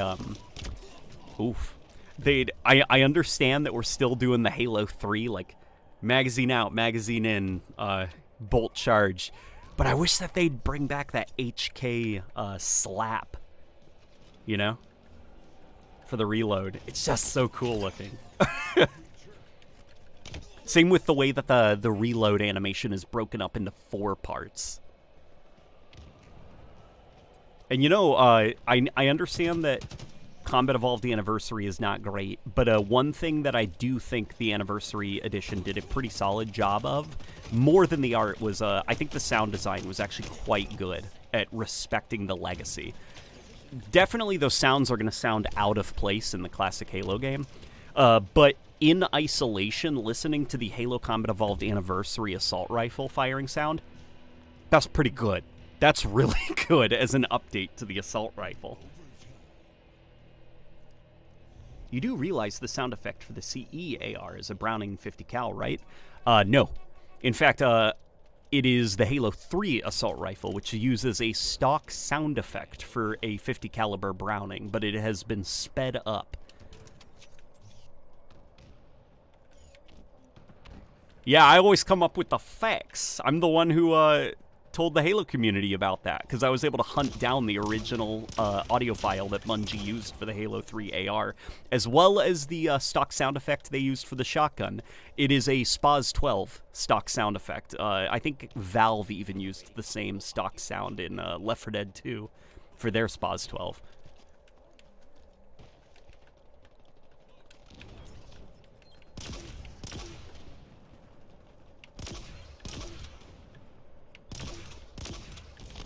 Oh god. I am terrible with the infinite sniper rifle. Does the original Bandit really have a place in the sandbox with the Evo? You know, not really. I struggle to kind of think of what the point of the Bandit rifle is now. Because the Bandit rifle before, I think when it was introduced in Season 3, it was like... It felt kind of like a great cake that you're cooking, and then you open up the oven, and it's not done yet. It needs, like, maybe 5 more minutes. Like, you pulled it out a little bit too early. Yeah. But instead, they left it in the game. And then they baked an entirely new cake, but did let it bake for the full duration. So you've got kind of like this half-finished cake, and then the full cake. And it's kind of like, well, why would I eat the half-finished one? Yeah, definitely the Bandit Evo. It feels like exactly what the Bandit rifle should have been.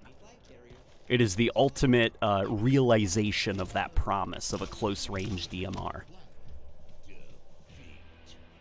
Halo 3 AR sounds like a popcorn maker. Yeah, the way that the Halo 3 engine handles some of those sound assets is really odd. It makes the Halo 3 AR kind of sound like a popcorn machine when the going gets going.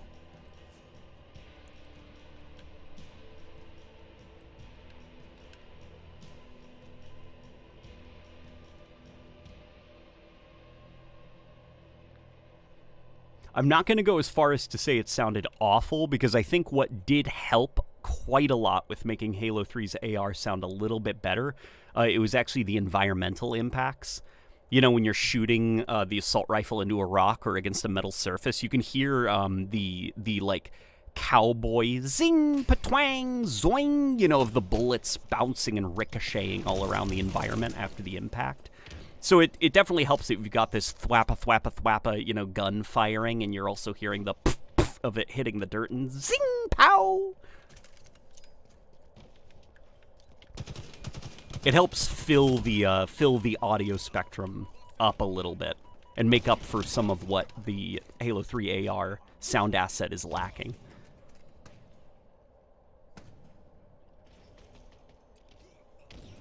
And something I will say is that Halo 3, I don't think there is like a single sound in Halo 3 outside of the gravity hammer, Spartan laser.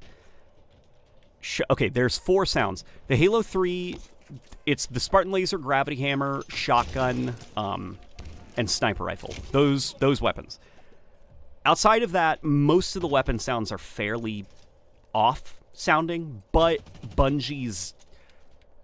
Bungie at the time, their ability to just generate a good sounding audio spectrum when everything is going off. Like, Halo 3 individual sound assets are not maybe the strongest, but the actual sound of the game in motion is actually really good and really coherent.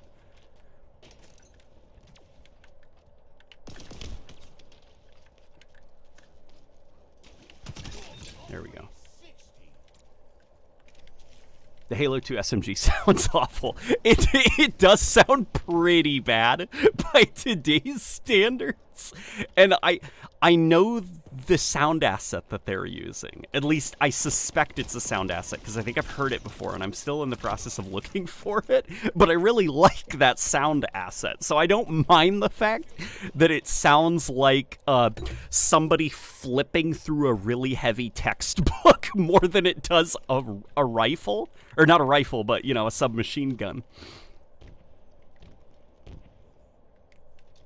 Halo 4's AR is pretty good. Yeah, Halo 4's AR, that's a good sound effect for the assault rifle. I still think the Halo Reach one might be my personal favorite sound for the assault rifle.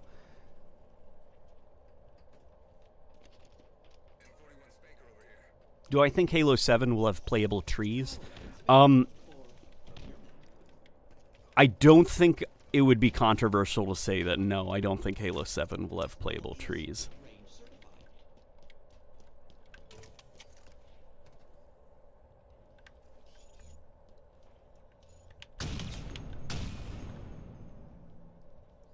Show yourself. Yes, okay.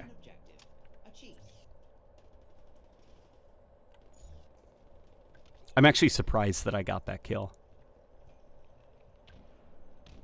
That was kind of like out of character for me, I guess, with the sniper rifle. I usually whiff my shots. Wow! That was another good one.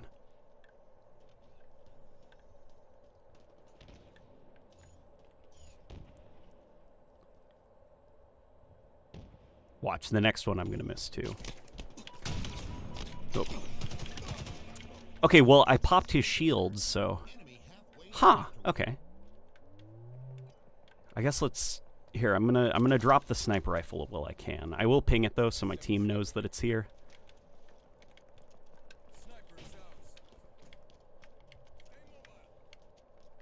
In my opinion, the Halo AR can never be balanced good. It's either too OP or a melee weapon. The SMG probably should have been the new focus for automatic UNSC weapons. Thoughts? Pretty solid idea. In fact, that's kind of what Bungie intended, at least.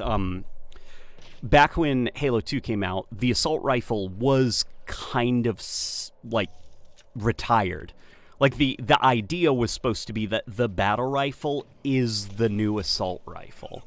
Not in terms of its role in the sandbox, but in terms of, like, you know how Master Chief's primary weapon is the gun that has the numbers on it?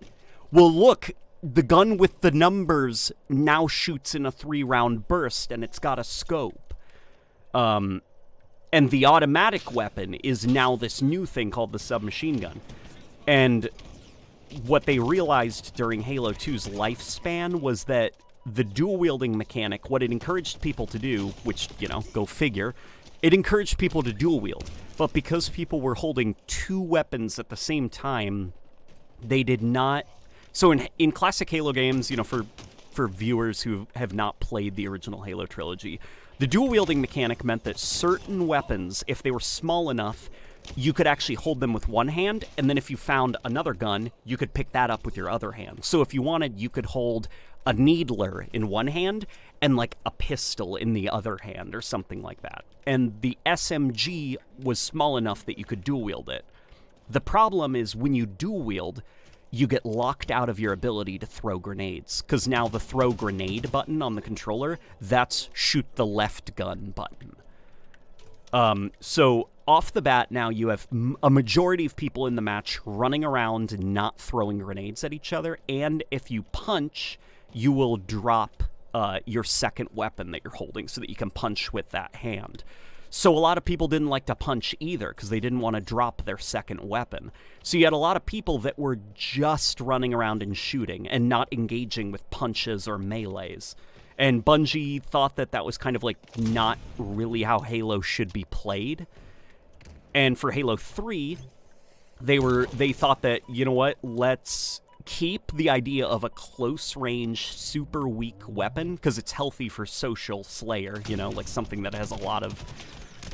It puts out a lot of bullets, but it can only do so in a very close range. That way there's a lot of breathing room for you to be able to move about the map without being cross-mapped by a battle rifle or something. But let's take away the ability for you to dual-wield it. That way people are using their grenades and they're meleeing again. And that's where the assault rifle in Halo 3 came in. It's essentially like, let's have the SMG so that people can dual-wield it, and let's have another SMG that can't be dual-wielded. And that other SMG was the assault rifle, which made a return.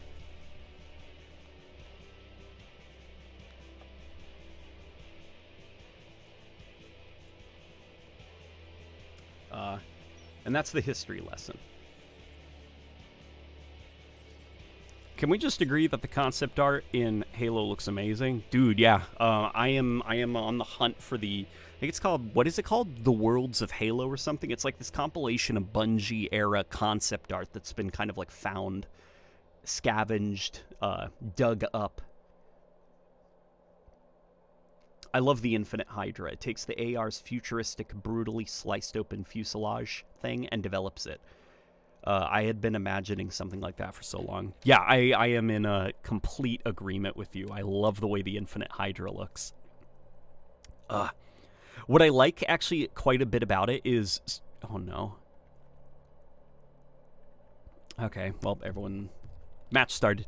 I like that in Halo Infinite, there's actually a lot of shared DNA between the different UNSC weapons. Like, if you look at the assault rifle, the, like, bullpup frame with a giant ammo counter thing stuck on the top, the battle rifle, exact same thing with an ammo counter thing stuck on the top. Now we've got the DMR, exact same thing, and the Hydra, same exact thing. There's a lot of design continuity between the UNSC rifles and Halo Infinite. It makes them all feel like they're part of the same kind of like military force. Yeah, good design. Good design. And I like its I like it in the sandbox quite a bit. At first I was kind of like, of all the weapons to bring back, the Hydra. Why would you bring that one back? But now I've grown to appreciate it. I think the nerfs done to it were very clever, because now you can't really use the Hydra as a free kill machine. You have to be a lot more clever with how you use it. Okay, here's the controversial Guardian remake that I've heard about online. It is definitely huge. It's really, really big.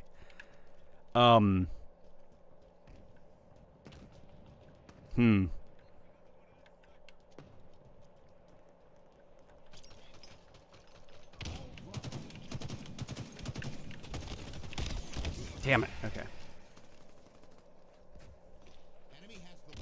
Hasn't it always been that way since Halo 3?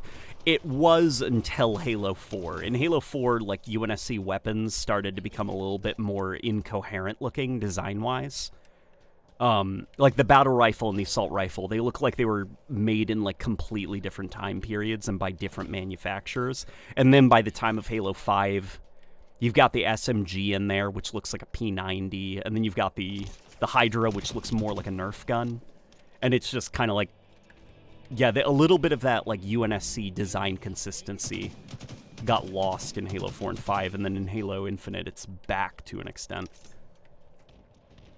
Comically large Guardian.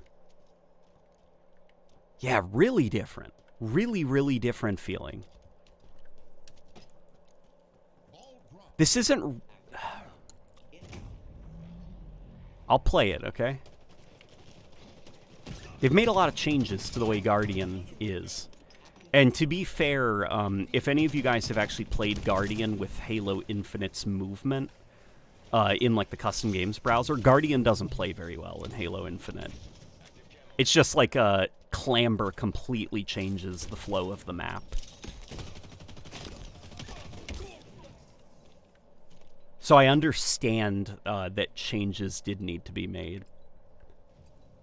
So I guess I'll keep playing this, and I will see what I think.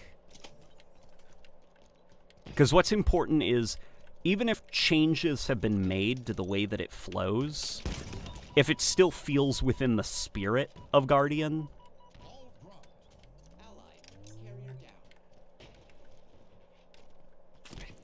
It's that side that I'm a little bit worried about, is all that over there.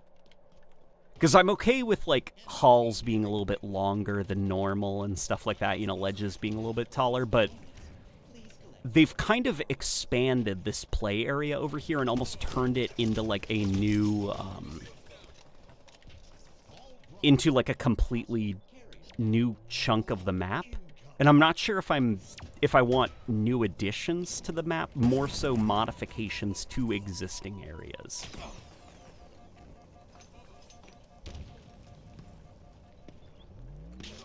Oof. Yeah, see, like right there. It almost feels like Truth from Halo 5.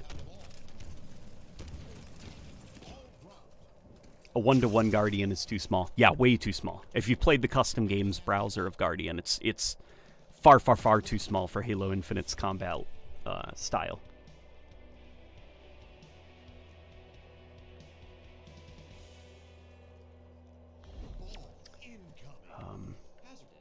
The Commando is the odd exception. Well, what's interesting is, so the Commando, I thought the same thing. I was like, the Commando doesn't look like a Halo rifle. It looks like that weapon from Titanfall. The name escapes me. The RC something something something. But the reason that the and the Sidekick also, the Sidekick looks a little bit odd. The reason that the Sidekick and Commando look a little bit odd as UNSC weapons is because they aren't actually UNSC. They're, I forgot the weapon manufacturer that made the Commando and Sidekick, but it's actually somebody completely different. They were primarily used, if I remember right, in the lore by the Outer Colonies. And so it's kind of interesting, actually, that, like, given the state that the UNSC is in, you know, following, like, their AI uprising that kind of, like, destroyed everything. Like, it's kind of interesting now that they're kind of opening up the vault and digging out, like, it's like, imagine if we had some kind of, like, massive structural upheaval and we had to get out, like, Vietnam-era weaponry. Like, that's the vibe I get, is that they're... Jeez, there's a lot of input lag. Something weird's going on this map. I feel almost like I'm playing through my Elgato capture card screen. Like it feels like there's input lag. It's like Halo 5's heavy aim. And it's right over here. Hang on. Oof. Hang on, let me get to a relatively healthy spot combat-wise. Okay, it's starting to clear up over here. Active camo available. Still doesn't feel quite right, but it feels better over here. And then here, now suddenly there's a ton of input lag. Just looking kind of at a lot of density.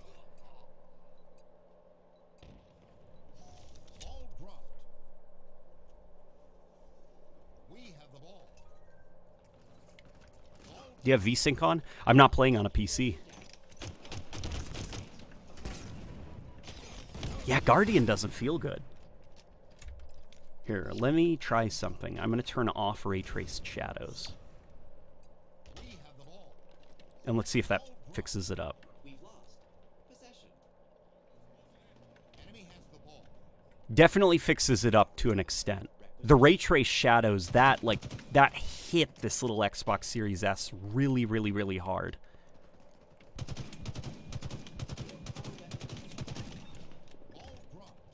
It's ours now. It's still happening. There is still a little bit of input lag, and it's on this map specifically, and it's when I'm looking in specific directions. That's basically the problem that Halo 5 had.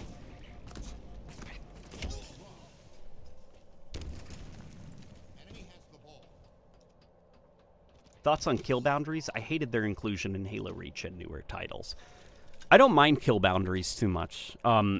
Obviously, I think kill boundaries are a bit of like a lazy stand-in for something you could do a little bit more organically. Like, I think falling off a cliff, kill boundary is justified. You know, you're going to die when you hit the ground.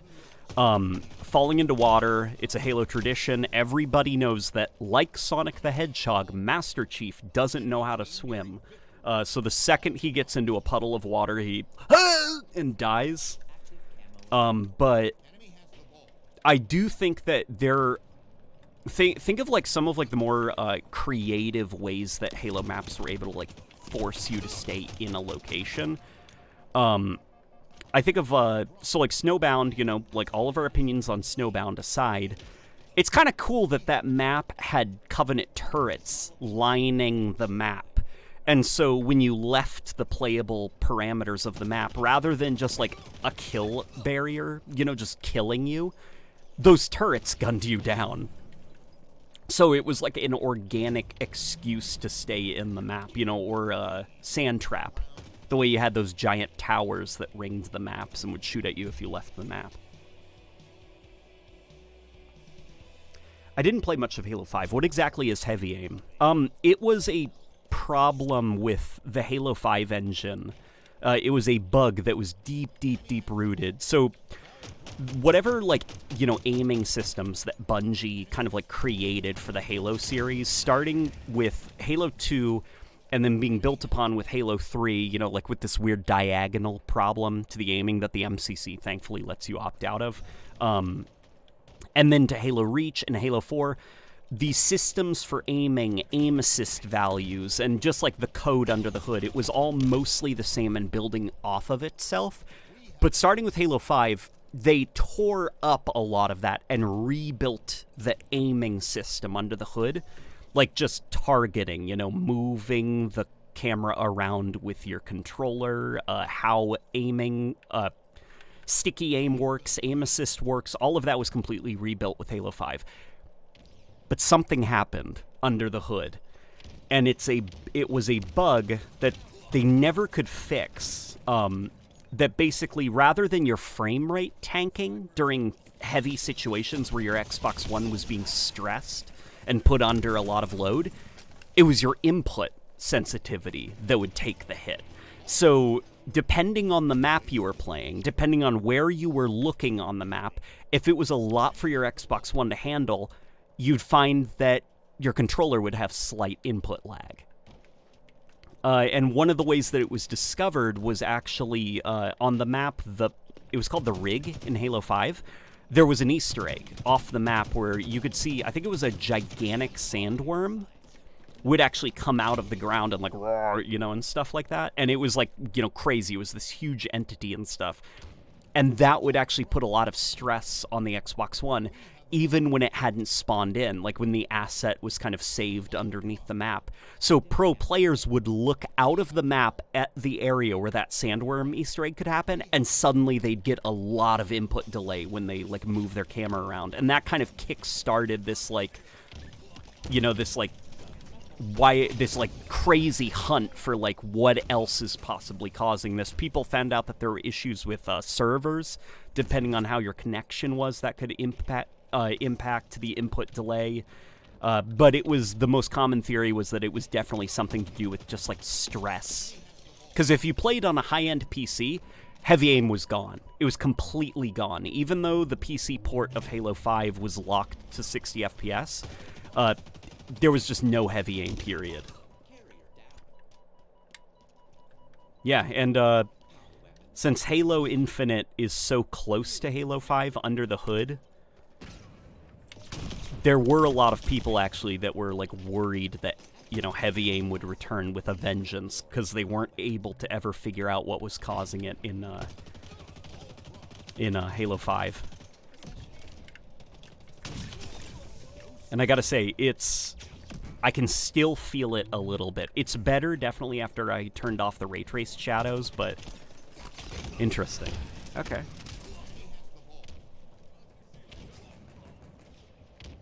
Yeah, so hopefully that explains the whole tale of what heavy aim was. We have the ball. An ally has slain the carrier. One game I think you should check out is Transformers: Fall of Cybertron.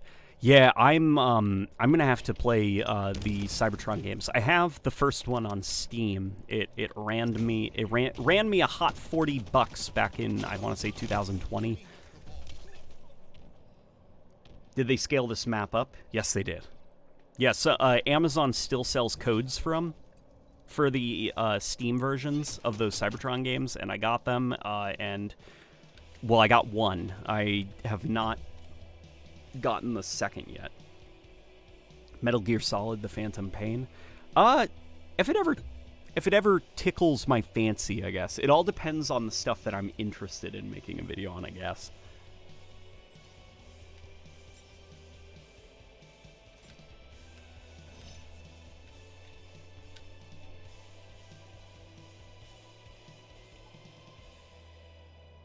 Hey, Late Night, do you think 343 would ever add new friendly or enemy AI to Infinite's Forge? I think so. I think we'll probably see the bosses added eventually. thoughts on the fan remake of Halo CE and Halo 3?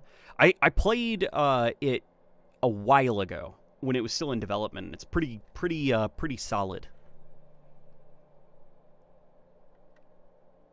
It's definitely odd feeling, I guess, like playing like that game in a different game engine, but let me see. I saw some interesting debates about heavy aim.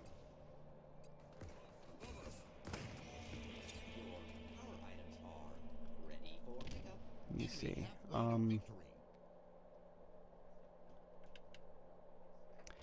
I think the problem with this interpretation is that you can seemingly get anywhere from everywhere. There's no long way to get around in this version of the map. Too many connected paths. Yeah, I feel that. There is one specific path in this remake that I do think that there would probably be a lot...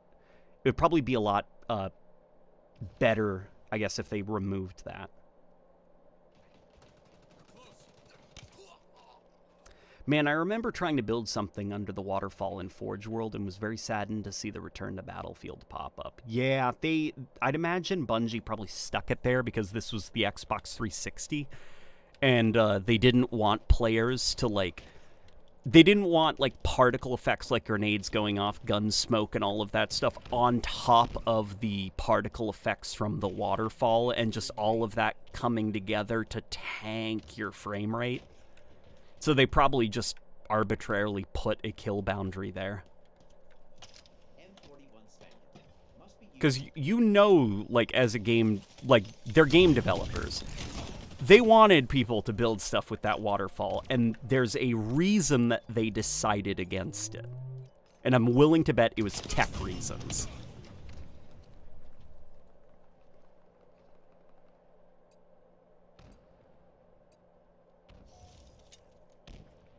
What do you think is the worst armor core so far in the game? Thankfully, Halo Infinite doesn't have a lot of bad armor cores, but easily one that is bad, in my opinion, is Chimera. That thing is very hard to look at. And thankfully, a lot of people seem to feel the same way, because I rarely ever see it.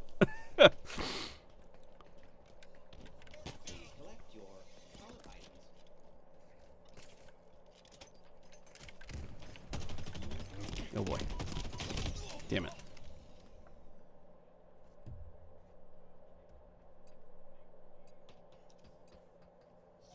I love the way you talk so anything you make a video on is good. Oh, that's sweet of you to say. I appreciate that. We definitely need more AI. Imagine if we got Flood ones. Well, the problem with that is that would require them actually putting in resources to create new AI. Because you'd have to get animation on board. You'd have to get art. You'd have to get modelers, texture artists, material artists. You'd also have to get sound involved. You'd have to get, like, a production team created. It would be a lot of hoops to jump through to add, like, the Flood to Halo Infinite. And I feel like, business-wise, it would probably be in 343's best interest to get as much, if not all, of the campaign AI into Forge, and then kind of, like, focus on making the next Halo campaign very, very expansive. And, like, include things like the Flood. Like, have as many AI entities and types as possible. Not just, like, for the sake of fluff. Like, obviously make them fun to fight and stuff. But, you know, get a super varied campaign, preferably with a third enemy faction of some kind. Such as the Endless, or the Flood, or something. That way, when you go into Halo Infinite 2's Forge mode, you have access to the UNSC, Banished, and this third enemy faction.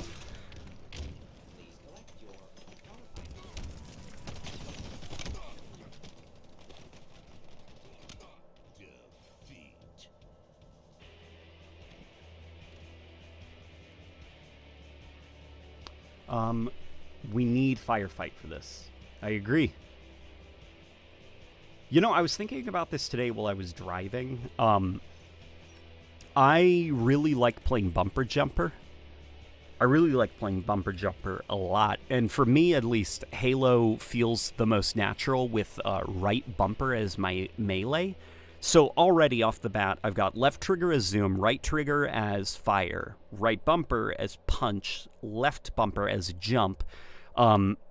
So for my equipment activation, that leaves only the control stick or the X button. And I've got the control stick as my throw grenade button. And even that's not ideal, but it's better than having to take my thumb off of the look stick in order to throw a grenade. So that leaves this awkward X button as a way to activate my equipment. I kind of wish that 343 would add the ability to bind, press right bumper and left bumper at the same time to do an action. That way I can still like aim and look around while being able to deploy my equipment. Because my Halo Infinite controls, my Elite controller broke a while ago. The Xbox Elite controller. So I am back to using a traditional controller setup. Plus, my wife got me the Hyperkin Xbox 360 controller remake for the Xbox One, which 360 controller is still the best controller ever made. And I don't think I'd trade this baby for the world. So I'd love some way that I could map, activate equipment to something. Yo, look at that. That's a banished scarab. That's cool. This is cool. This is actually extremely cool. It's lockout. It's lockout, isn't it? That's cool. Not that kill I just got. That was ridiculous. I should not have gotten a headshot with the assault rifle at that range. But this map, this is cool.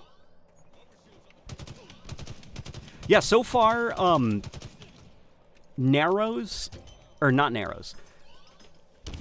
What are the maps that I played? Isolation. Isolation is kind of like this mess. I won't even say that I like it, because if I say that, people will get mad. But, like, Isolation plays like Isolation. The Pit plays like, well, Halo Infinite's version of the Pit. Guardian, I'm feeling weird about. Guardian didn't feel right. Like, that felt really weird. I wasn't getting that Guardian experience playing it. It felt more like Truth from Halo 5 than it did Guardian from Halo 3.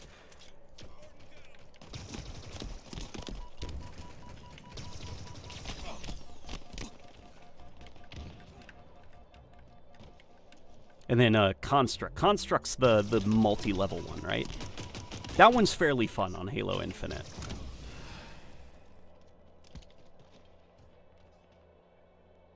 I like the meaty springs for triggers on the 360. Yeah, I like that it's not like... The best way I can describe it is I like that my hands are big enough that I can kind of adjust and move about my hands depending on what's comfortable in whatever situation that I'm sitting in. And I like that the triggers are so thin that I can grip them in kind of any way that I desire. The Xbox One controller feels too... it feels too precision engineered to be held in a very specific way for it to really feel comfortable in any way. And I hate so much. This is the thing that kills the Xbox One controller for me. I hate how small the control sticks are. I hate that change. I never got used to it in the years of using that controller. And it's kind of what actually pushed me to use the DualShock 4 controller for the PS4 on my PC as my primary controller when the 360 controllers began to crap out. Just because I could not stand the tiny little itty-bitty baby control sticks for the Xbox One controller. No Epitaph is sad, because Epitaph is my favorite Halo 3 map, because I get a Splazer collateral game-winning kill one time. Oh, Epitaph is so beautiful. I don't know if there will ever be a Forge mode in our lifetime that could capture the beauty of Epitaph.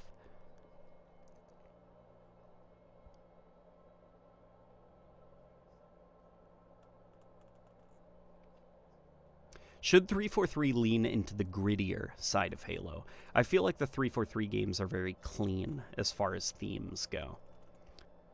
Well, I'd imagine the clean look that you're probably thinking of. So something that 343, at least, prior 343 management, I guess, something that they leaned away from, I think, a little bit was the Marine aspect of Halo campaigns. And if I remember right, that was something when Joe Staten kind of joined 343. That was something that was kind of like a huge thing that he pushed for, was like more focus on Marine stuff. Like they're kind of like the most important aspect of the campaign. And even when talking with ex-Bungie folk like Marty O'Donnell, he described it as like, if you think about like the way like Halo campaigns usually go, like when you're playing like a Halo 2 mission, Master Chief isn't really the main character of those missions. He's following the main characters. The main characters for like the human side were Miranda Keyes and Johnson. And it's kind of like a same formula that Call of Duty used to adopt back with like Call of Duty 4, You weren't playing as Captain Price, you were following Captain Price.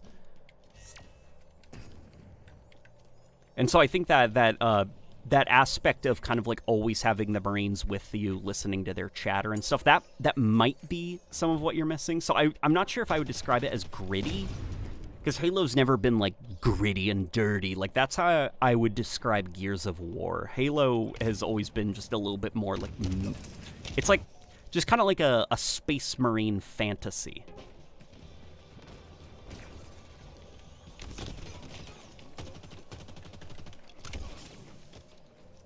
Gonna sign off the stream to watch some old Doctor Who while checking out the new and old maps. Have a good night, late night. Mr. Lank, I appreciate the donation and enjoy the old Doctor Who. Which Doctor is it? Are you talking like old like Tom Baker, or do you mean like David Tennant, Christopher Eccleston and stuff? Well, I guess Matt Smith now kind of counts as the old Doctor as well. Successfully delivered. Suggestion: fight harder.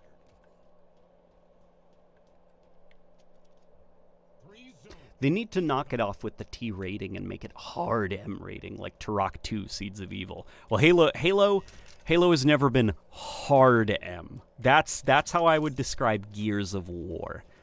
Halo's been always more on the side of, I'd say, soft M. And that's still M, don't get me wrong. That's still an M rating, but it is a soft M. But I don't think Halo will ever kind of get back to that, so that's not really a fight, I guess, that I'm interested in pursuing, Because at that point, all I'm doing is depriving myself of Halo fun if I'm sitting here mad that the game isn't M-rated anymore. So I'm just like, you know what? All right, let's kill some grunts. Grunts with admittedly a lot less blood than they used to have, but they're still grunts.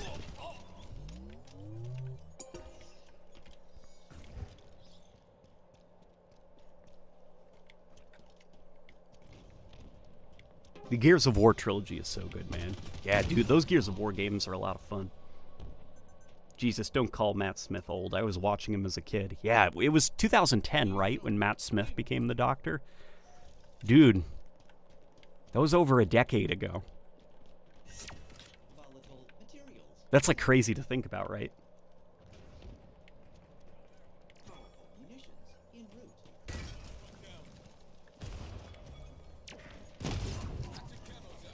Let's see.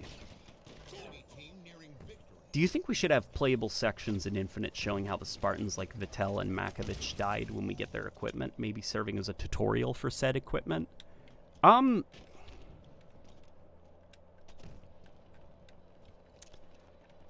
not sure that, well, you know what? It actually could be pretty cool. I know that this is like like pre-production type stuff. One of my buddies who hasn't worked at 343 in years now, he remembers during the pre-production days before they decided on the game that we now know as Halo Infinite. This was like a wilderness period where it was kind of like, what's the next game going to be? Let's get some prototypes going and explore some ideas.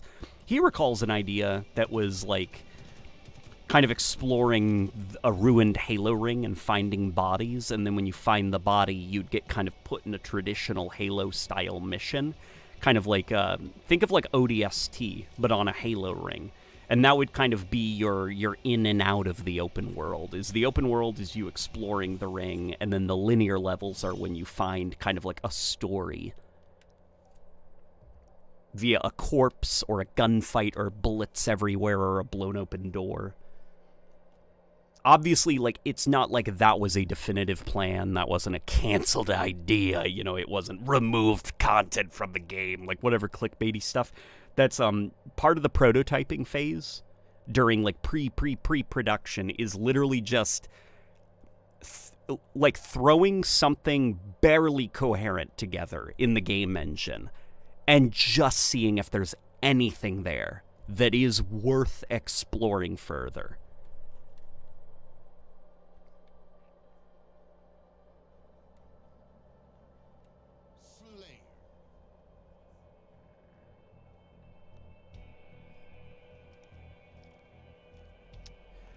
The only thing I want to know is why they have Master Chief doing the scene in the show while the games are T rating. Where's the brand consistency? That's the weird thing. I could not tell you who that Halo show is for. Because it's very clear. Okay, alright. This is Narrows, right? Please tell me I'm not misremembering the name of the map. Yeah, that is something I genuinely cannot explain to you. The only thing I can rationalize is that that's how much of a mess that Halo show was.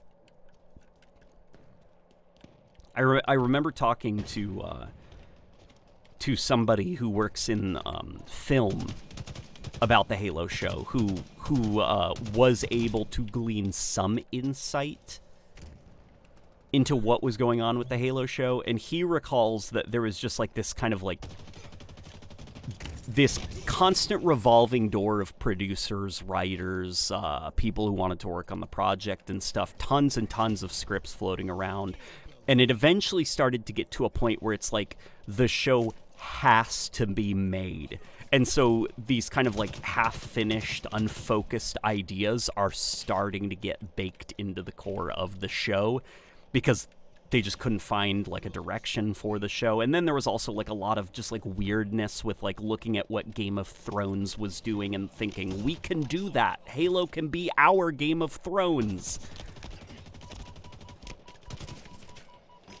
As well as just like a lot of general like understanding the Halo franchise, but being worried that general TV viewers would not be interested in the universe unless it was, like, if there was less comedy, basically, you know? So it's like, if you look at, like, the grunts in the Halo show, they're, like, disgusting. They're, like, dirty and rusty and, like, there's very little, like, physical comedy, you know? And you definitely do not hear the grunts ever speak English, because that would be too silly.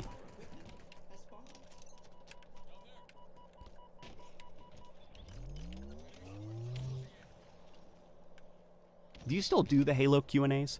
I don't do the Halo Q&As anymore. The reason I didn't do the Q&As anymore is I did them a lot when I was younger. But just as I got older, like something about kind of like, you know, the same questions kind of like over and over again and answering those same questions.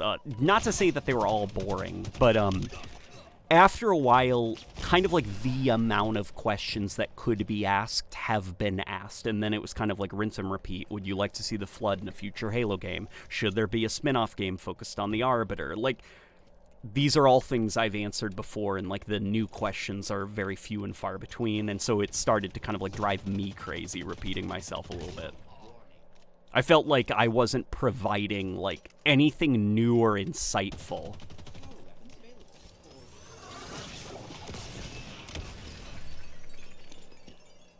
But I do know that people miss the Halo Q&A, and they probably would not mind seeing it return. Definitely since Halo Infinite is here, so there's like a whole whole host of new questions that could be asked, because that was mostly back in like the Halo 5 days, the Halo Q&A. Huh, you know, maybe I should think about reviving it. I'd have to like actually like plan it out. That way I don't like quit, you know, or give up on it like after like 2 episodes or something. So I'd have to come up with like a formula that I could do. You know what? Maybe that's not such a bad idea. Game of Thrones is overrated. I have more respect for the Harry Potter movies. Yeah, me too. Me too. For what it's worth, I didn't watch Game of Thrones. For the same reasons I didn't watch The Walking Dead. I watched maybe like I watched the pilot of The Walking Dead, and then I watched the first episode, and I was immediately like, oh, I know what this is. It's gonna be like 7 seasons of people standing around a room arguing, isn't it?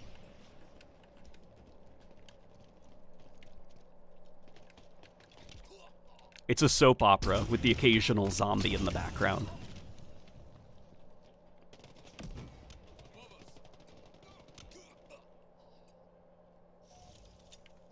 Halo Legends was pretty fun. A little cheesy in my opinion. Dude, Halo Legends was great. Halo Legends was brilliant. In my opinion, Halo, it's a franchise that would best be served in anime or the animated form, just because looking back at like the concept art of Combat Evolved, looking at the visual design language of like the Bungie Halo titles, and even like the people like Lorraine McLeese, Shi Kai Wang, like a lot of their concept art and designs for Halo were rooted in an anime aesthetic. So it's like, yeah, it totally makes sense that like Master Chief works super well in anime.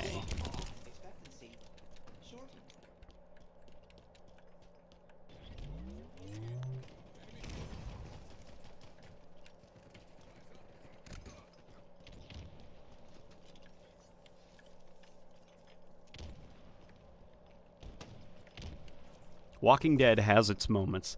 I know it has its moments, but like I don't want to like I don't want to sit through, I guess, the show in order to get to the moments, you know?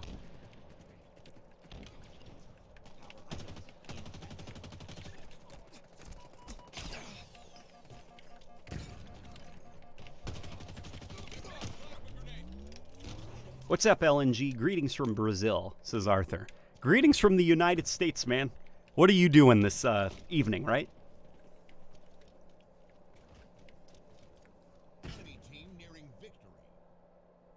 A Halo animated show would go so hard. I agree. Especially grunts. Dude, grunts are like primed for animated material. Like you could get a lot out of grunt comedy in the animated medium. Oof.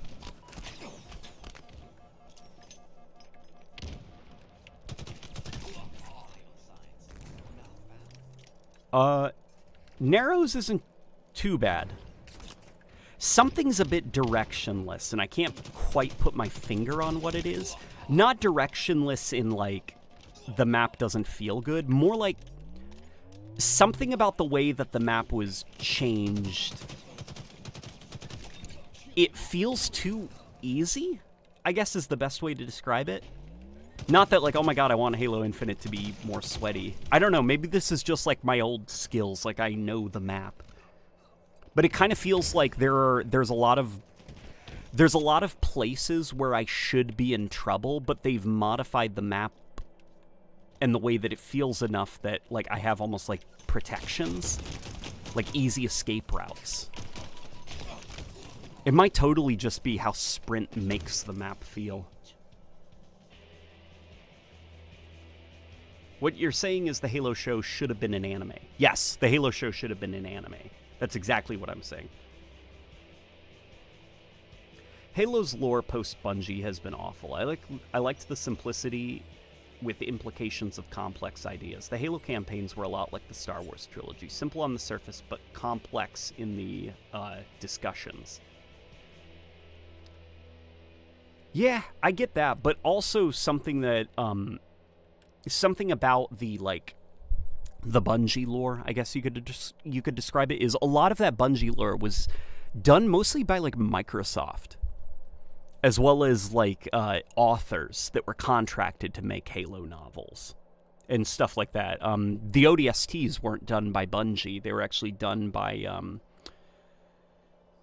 crap, I can't remember his name. And in fact, their inclusion in Halo 2, he fought really hard to get them into Halo 2, and a lot of Bungie management thought that they were a stupid idea and not Bungie Halo. That was Microsoft Halo. And there was a lot of resistance, a lot of pushback, so much so that he swore to never work with Bungie on Halo again. And he was on a podcast a couple years after Halo 3 ODST released, and he had a lot to say about like the fact like these I'll say it way more politely than he did. These kind folks gave him so much headache about ODSTs, and then lo and behold, a couple years later, they release a Halo game called ODST. Who was right, huh? You know? So it definitely seems like Bungie lore was not like this kind of like well-defined concept. But I definitely get there were some ideas that I do think Bungie, the way that they presented the Halo universe was a little bit more interesting. Mostly the way that they presented Forerunners. I generally kind of prefer the way Bungie would present them.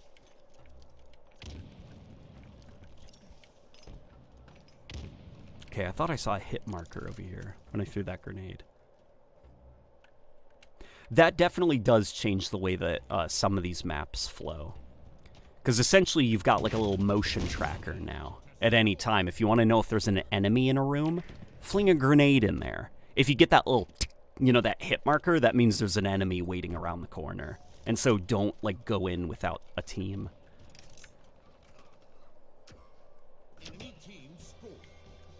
Some of the Bungie lore was inconsistent. It definitely was inconsistent.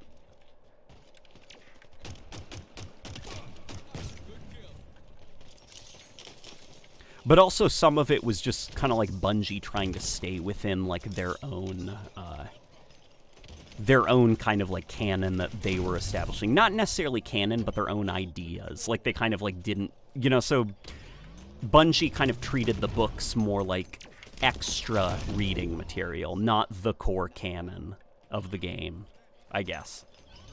And so if you actually follow like the Bungie games, there was relative consistency. Outside of Halo 3, I could not tell you how Master Chief went from like that super advanced, like he just puts his hand on the hologram of Cortana and she gets like sucked into his suit, to Halo 3 where he has to pull the chip out again.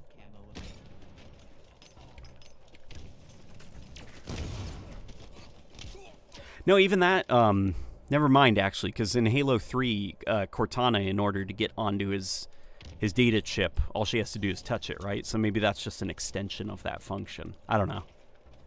I'm rambling at this point. Thank you, Halo, for making me read again with passion. Yeah, dude, Halo books are really good. The Forerunner trilogy is fantastic.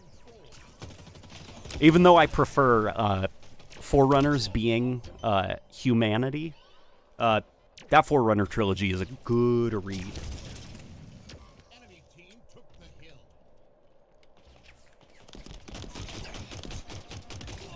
Weapons incoming. Hill control.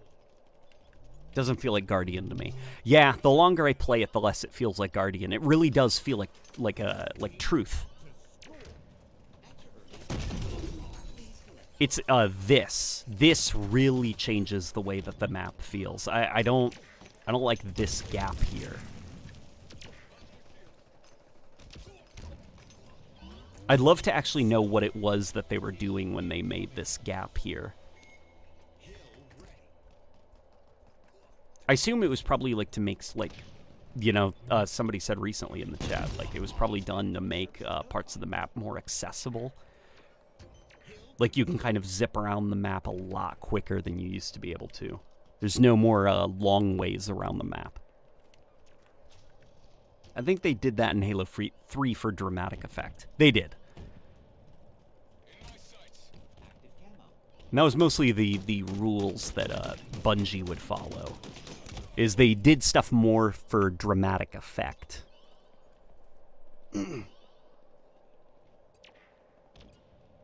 Humans being Forerunners is very cliche and predictable. Not to mention limiting to imagination. I don't think people would accept it if it was 343's idea. It reminds me of a Mass Effect 3 style revelation. I don't necessarily think cliche means bad. In fact, I think Forerunners being humans is actually a great idea. Not just conceptually, but also because of the power that it adds to the Covenant War. Like, the irony, the ultimate irony of the Covenant War is that the Covenants are waging war against their own gods. Like, they're exterminating their own gods while decreeing that they're serving their gods, you know? It's a lot of, it's very poetic, I guess, which is, you know, Joe Staten's writing style, which is probably why he wanted to do that twist. Is, you know, the ultimate lie. Is that the Covenant's gods walk among them, and they deliberately decided to ignore that so that they could stay in power.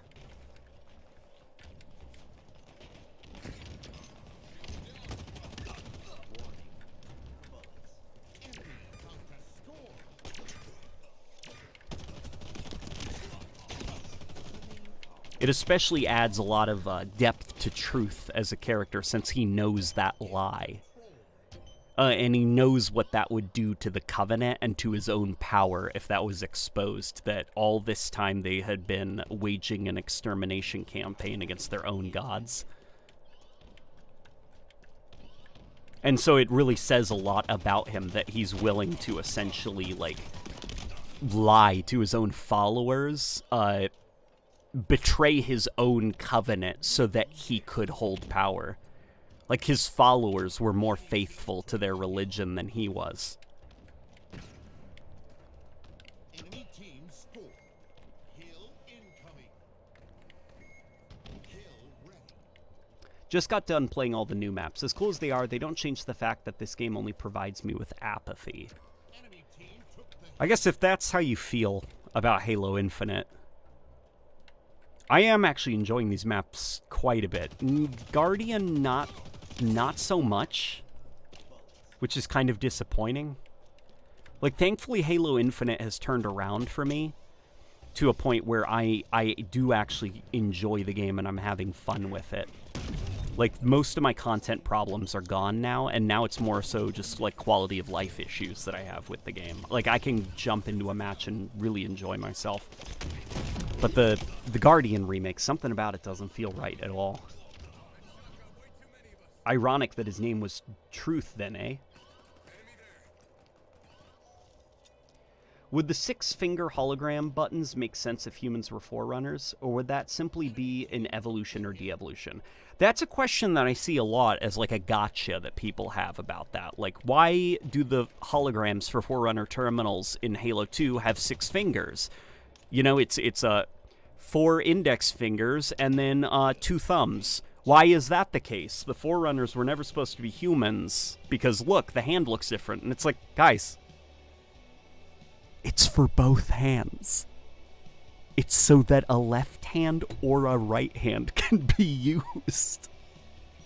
Like, it's not that deep. It's not evidence that the Forerunners had crazy deformed hands. It's just so, like, if a left-handed Forerunner wanted to press a button, he could, you know?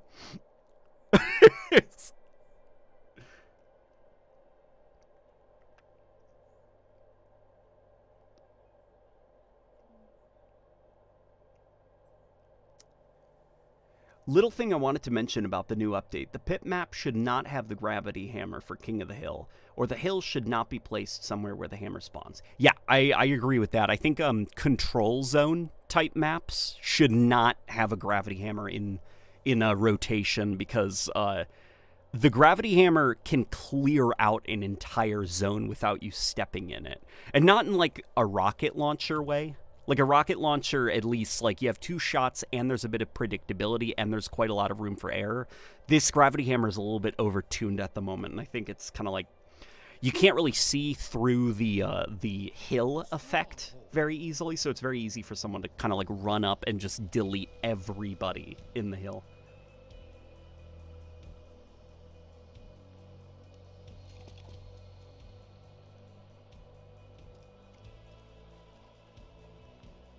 This Forerunners are so advanced that they have no lefties.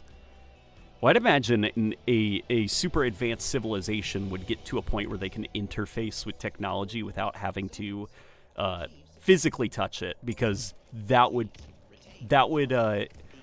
minimize the risk of, like, contamination. I don't know, like, everything that happened with COVID made me realize just how much we have to work on in regards to just, like, everything. Like, every door handle we have to open, every keypad, operating an elevator. Like, I'd imagine hundreds of years from now, we'd all have, like, whatever, with our sci-fi watches or whatever a smartphone is going to evolve into, we can access doors technology and operate them without having to physically touch a thing that millions of other people have been touching. I'd imagine the Forerunners, it would be within their best interest to develop the technology to just think, and a panel does what you want it to. So is Infinite still the Reclaimer saga, or have they ditched that? Halo Infinite is not a part of the Reclaimer saga. That has been confirmed by 343 themselves, and also by repeated confirmations from them that Halo Infinite is a soft reboot, a new start for the series. Consider it like the beginning chapter of a new story. Like, the Reclaimer saga is done.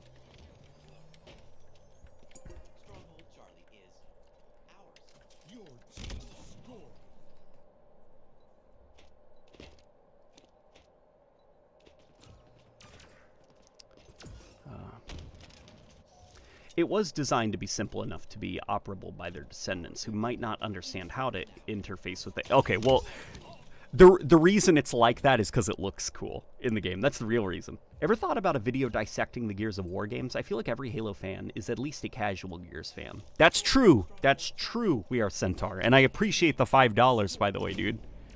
Cheers, man. Yeah, every Halo fan is a casual Gears of War fan. I know that I would not have played Gears of War if it wasn't for Halo. And in fact, Gears of War and Halo were kind of almost like companion franchises back during the 360 era. Like, they both were like the co-op bro shooter, but in different mediums. Gears of War was third person, Halo was first person.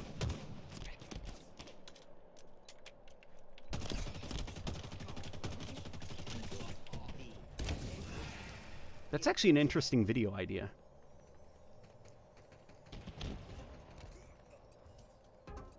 Enemy team scored. Did anything actually get reclaimed? Well, obviously, it was called the Reclaimer Saga because the original idea was that they had this everything set up mostly by the Forerunner trilogy. The 2 Forerunner books in the Forerunner trilogy, because then Halo 4 came out, then the 3rd book released. They had, like, obviously this idea of, like, they wanted to explore the Halo universe that as set up in that Forerunner trilogy of books, where there was a heavy focus on the idea of the mantle of responsibility, and the librarian preparing the next Milky Way galaxy for inheriting the mantle of responsibility. And you know, it's hard to say because like everybody likes to think that it's like they had this multi-year plan, like all the narrative, they had it planned out. They had not just Halo 4, they had Halo 5, Halo 6, and Halo 7 storyboarded, every cutscene and the script. It's not like that. Usually it's a vague, extremely vague idea of like, now this wasn't the plan, okay, but it's Halo 4, we've got all the cutscenes and everything, all the story details. Eventually the grave mind, maybe. That's kind of the way it goes, is you've got vague ideas on where you want to take the story, but you're kind of very much in the moment and focusing on each individual story at any given point with a vague idea of we want to kind of get here eventually, and we'll figure out how to get there along the way. So there's a lot of room for change in the meantime. And I'd assume that they called it the Reclaimer Saga, mostly because they wanted to kind of focus on this idea of like Spartans being kind of like the next stage of human ascension, the kind of focus on human technology advancing at an accelerated rate, the fallout of the Human Covenant War and the way like the, you know, the various Covenant species are kind of falling apart into infighting and stuff, and kind of like, I guess you could describe it as shifting the Halo universe towards something that's very Mass Effect-y, I guess. You're my childhood, bro. That's amazing for you to say that. Somebody said that earlier. I'm happy that I made a lot of childhoods. I really appreciate it, and thank you for still sticking with me.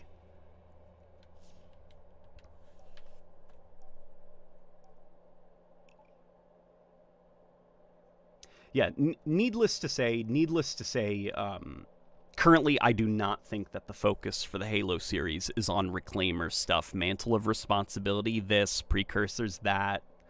I think Halo, that has not a lot of interest. It doesn't interest a lot of people, like that story. And in my opinion, for good reason. I don't think the Forerunner politics are particularly interesting. I think what's more interesting for Halo stories is immediate events, like the Human Covenant War and stuff. I think that was more interesting. I think what made Halo Wars 2 actually a lot of fun was the fact that it was more so just like this big game of turf war for control of the Ark.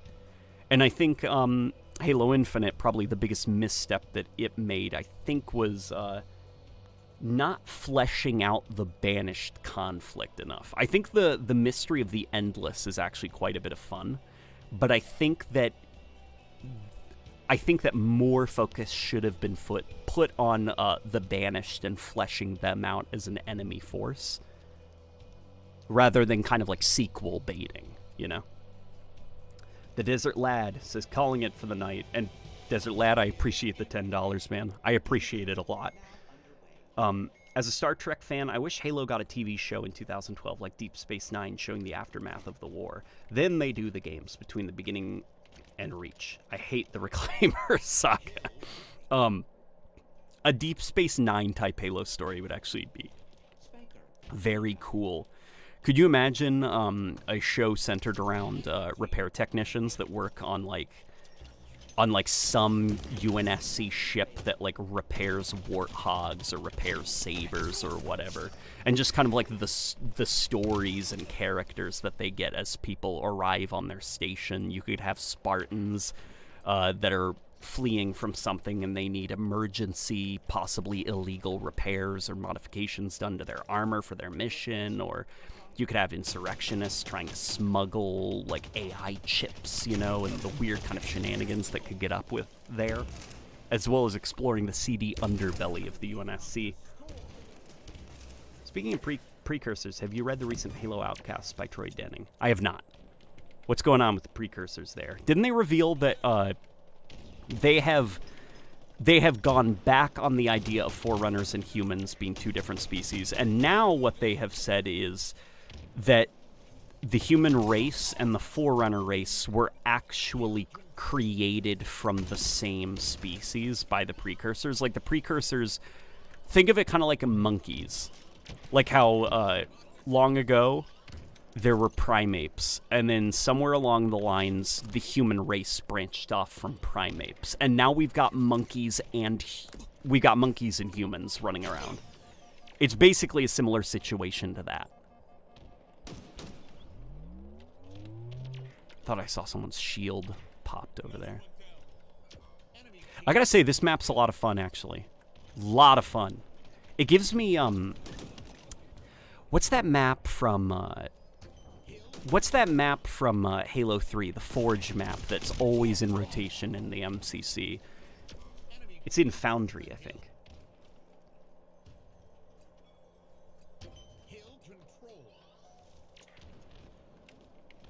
So the Reclaimer Saga was just Halo 4. I can't see Halo 5 as a Halo game, narrative-wise. You could, if you wanted to... So here... What is this? What did I do? I activated something. Oh my god. Look how fast I'm going.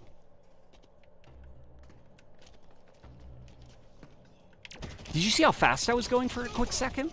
I think you can... Guys... I think you can drink the Mountain Dew on this map, and it gives you a speed boost.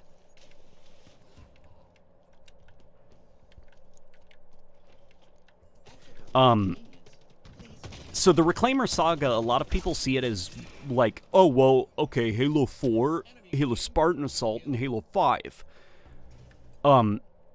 The Reclaimer Saga was also, keep in mind, it was a series of books. It was a series of comics. It was a toy line. It was Halo Forward Unto Dawn. It was Halo Nightfall. Like, the Reclaimer Saga was more than just the games. It was an entire, like, decade of Halo media.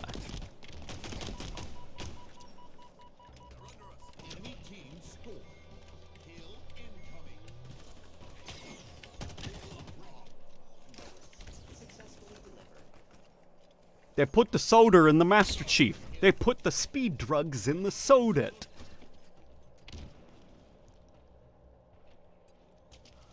I drank the dew.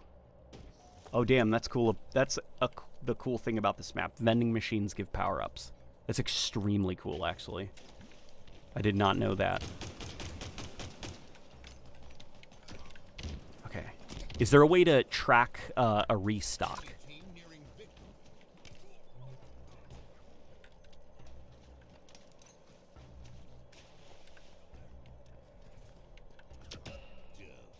Defeat. I don't like Lower Decks. To me, Star Trek ended with Deep Space Nine. Voyager was just a poor man's TNG, and man, anything past J.J. Abrams movies are so bad to me. I'm a bit of the same position. Though to be fair, I haven't seen Lower Decks. I just doesn't really appeal to me.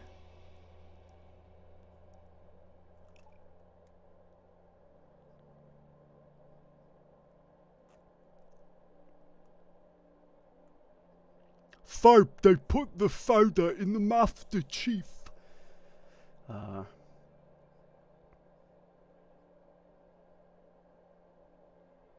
Yeah, that's pretty cool, actually. Let me look at my profile quickly. Oh man, I am far away from getting that Master Chief armor. Oh, I think I have to get like 6,000 games in. Ugh.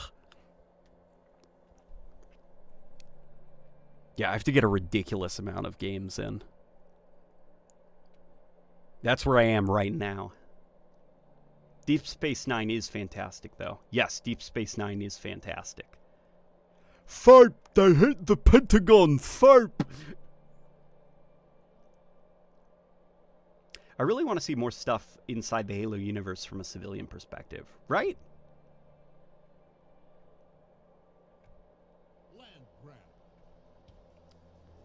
Lower Decks is very fun in my opinion. It's funny with just enough self-awareness and references while also having good visuals, music, and a good simple story. Okay, that's fair. Ever tried the Razer Wolverine controllers? They have 2 extra buttons to map. Really, do they? Can you map them as their own independent buttons? Or is it kind of like the Elite controller? where they're mapped as like A, A, B, X, and Y. Or, well, I guess you can technically remap them to whatever you want.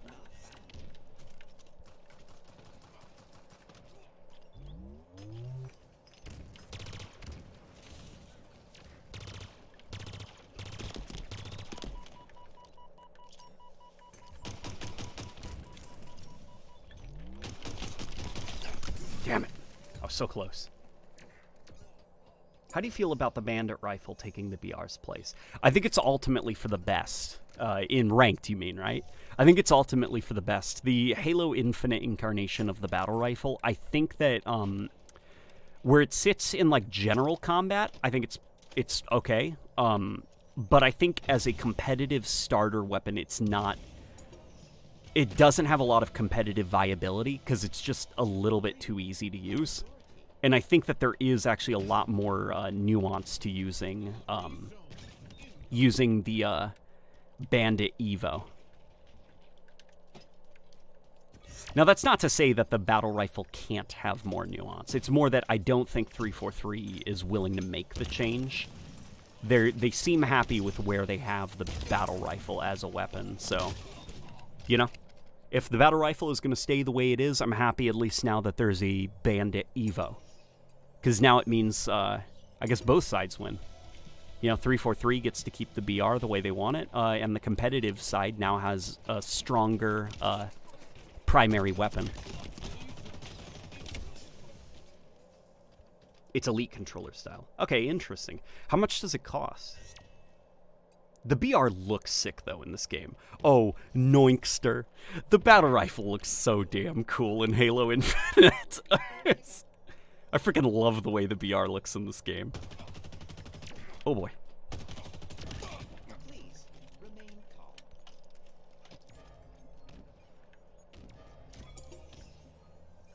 Come on. I see you up there.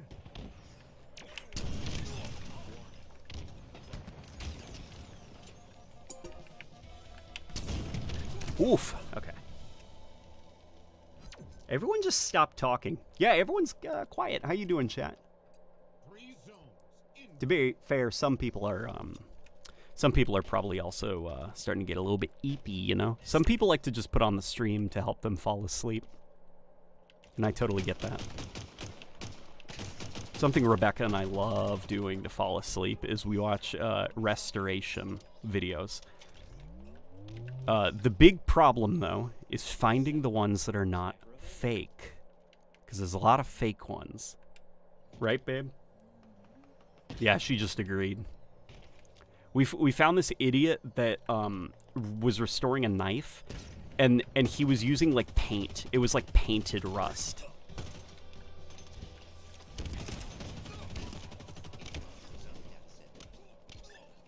Do you think the vehicles are still bad in Halo Infinite? The vehicle combat, I actually think, is in a surprisingly good place. They've made a lot of modifications to the vehicle sandbox since the game launched. So since the game launched, the chopper still feels really bizarre. Like, Rebecca and I, when we get into it, it's like, I can bet you $10 right now it's going to flip over for no goddamn reason. Warthog's pretty great. The Wraith is fucking awesome. But, yeah. The vehicle sandbox is in a pretty decent place. What I would like to see them work on is tightening up the chopper controls a little bit so that it flips over less. Because the chopper, just like using it as a ramming device to instantly delete somebody who's using a Wraith, like, it feels great to kind of get enemy Wraiths off the map. I would like to maybe see something done about the Wasp. Because I think as it stands, like, the Banshee is a little bit too papery, it feels like. Like, the Banshee gets taken out of the air really, really easily, and on top of that, its guns are really weak. And the Wasp, it's more maneuverable than the Banshee, but it has a very similar problem, where it just kind of, like, feels like you're just, like, a sitting duck.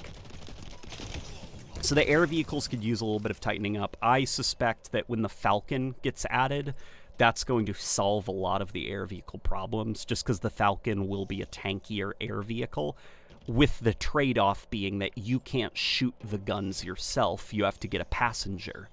So one guy is flying this thing, and then the other guy is operating the guns like a Warthog, but for the sky. Plasma grenades obtained. And also a Warthog, but for this guy. I like the Falcon. I have an appreciation for the chopper because it instantly shuts down the Wraith on Exile. Yeah, that's Rebecca and I, like, our strategy that we've unconsciously adopted when we play together is if we see an enemy Wraith, we look for a chopper, and we just kind of like, we don't really care if we die in the process if we can deprive the enemy team of their Wraith. Just, you know, hit the boost button and fly right into the Wraith with the chopper.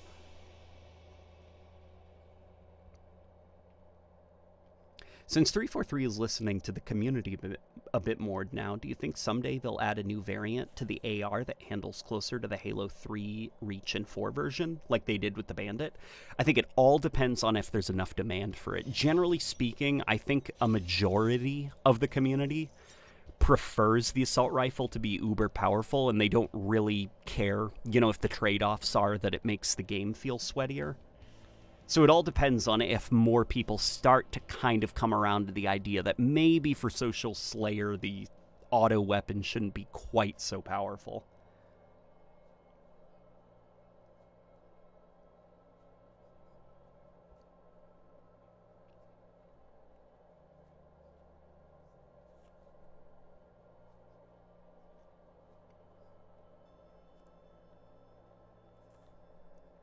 Missing the Halo 3 chopper's rapid fire when you spam the triggers as fast as you could. Huge Whoa, in Halo 3, if... Okay, so the chopper, it's like a machine gun turret of rockets. But if I didn't know in Halo 3, if you wanted to just spam the trigger and it would, like, reset the machine gun, so you could actually fire faster by just rapidly pressing the trigger as fast as you could.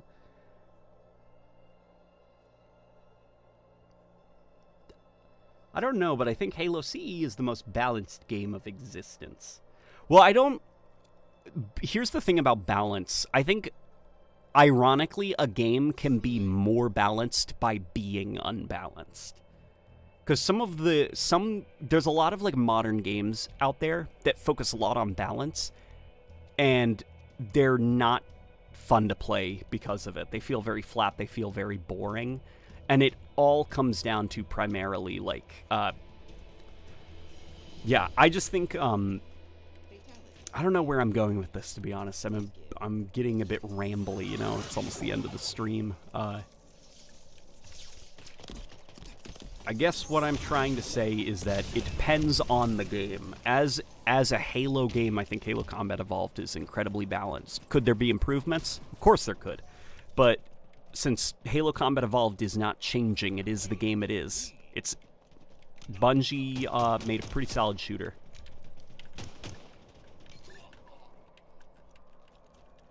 And of course, the best way to play Halo Combat Evolved is on the original Xbox.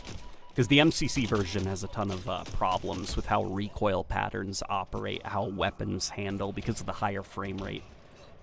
Affecting the under the hood code. That's back before developers cared about increasing frame rates and what that might do to their game's logic.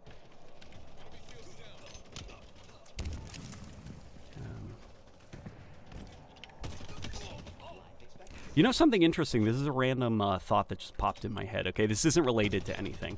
Lorraine McLeese did a 3-hour podcast with Mylan Games, which Mylan Games, by the way, that's the guy who actually got me into the lore of Destiny. That great lore channel, probably my favorite one. But he did a 3-hour podcast with Lorraine McLeese. She's the woman that has done most of the most iconic... She's done a lot of, like, the iconic Halo 2 Master Chief pose art that we can think of. She also designed the logo for Halo Combat Evolved, did a lot of Halo graphic novels and stuff. She recalls that first-person shooters make her feel very motion sick, but for some reason, the Bungie Halo games never made her feel motion sick. And by extension, Destiny as well. And it makes me actually think of the wife, who is being snuggly and cute somewhere. She also gets incredibly motion sick in first-person games. But for some reason, Halo Infinite, not a problem. She can play Halo Infinite for hours and not feel queasy or sick at all.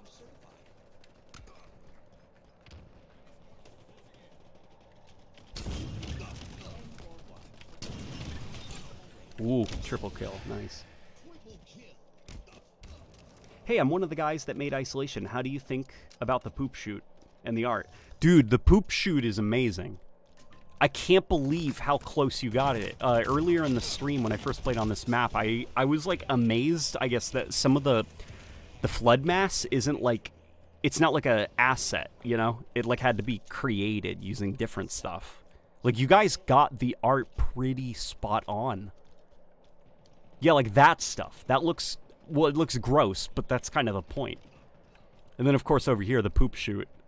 I was kind of amazed. Like, that looks pretty good, man. Yeah, you guys just, you nailed it. Feels like Isolation, plays like Isolation, which is obviously divisive for people. I happen to be one of the people that really likes this map.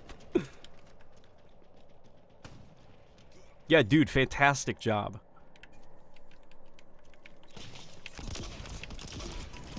Oof. Were you the primary mapper, or did you work on layout while someone else did, like art and stuff like that?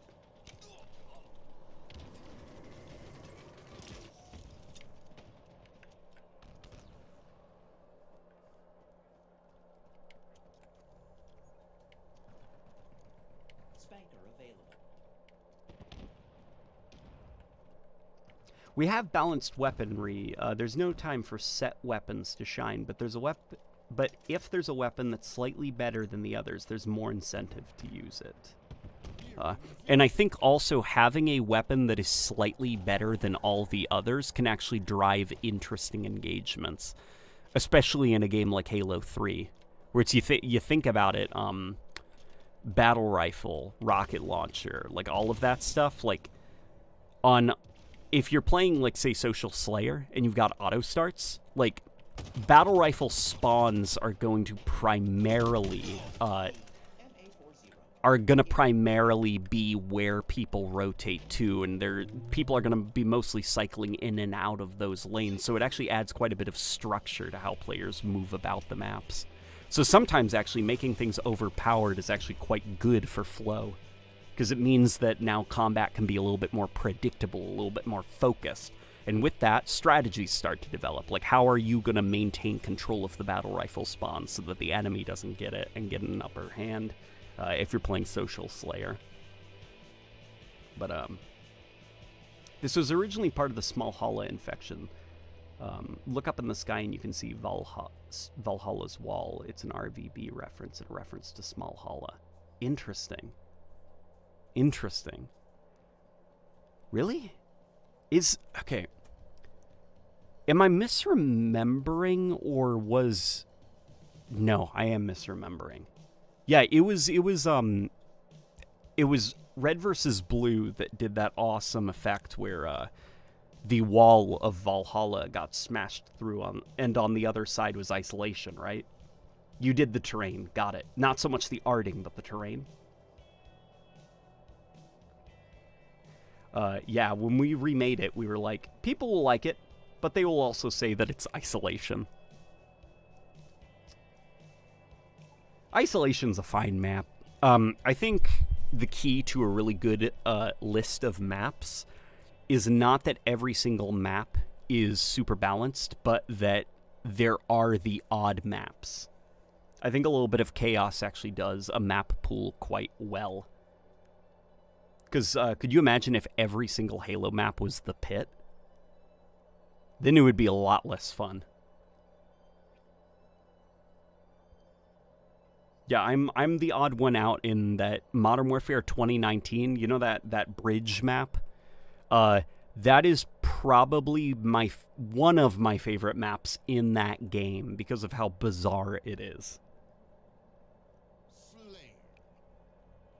All right, here we go. You bought the Mark V. I did. I did buy the Mark V. And with that, I enable more microtransactions, which I will probably come to regret, but for now, I'm at least enjoying this Mark V. Points. Points give victory.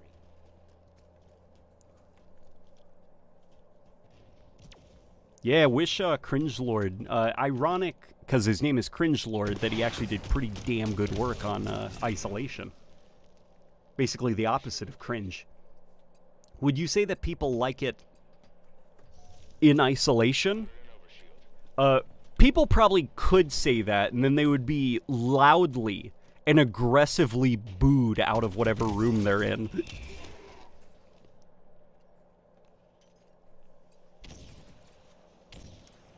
I wish you had to earn it. Me too. Me too, man. Maybe for the next Halo game, they won't go the free-to-play route and do something more of like a boxed product. Man can dream, though, right? Trying to think of some other like unconventional Halo maps. They're like pretty good. Isolation I like a lot. Snowbound I quite like, actually. Quite like. Oof. I used to like the Pit. After playing BR Starts, it quickly became my least favorite map in Halo 2. And I love Halo 2. Oh, the Pit isn't a Halo 2 map. You mean Halo 3, right?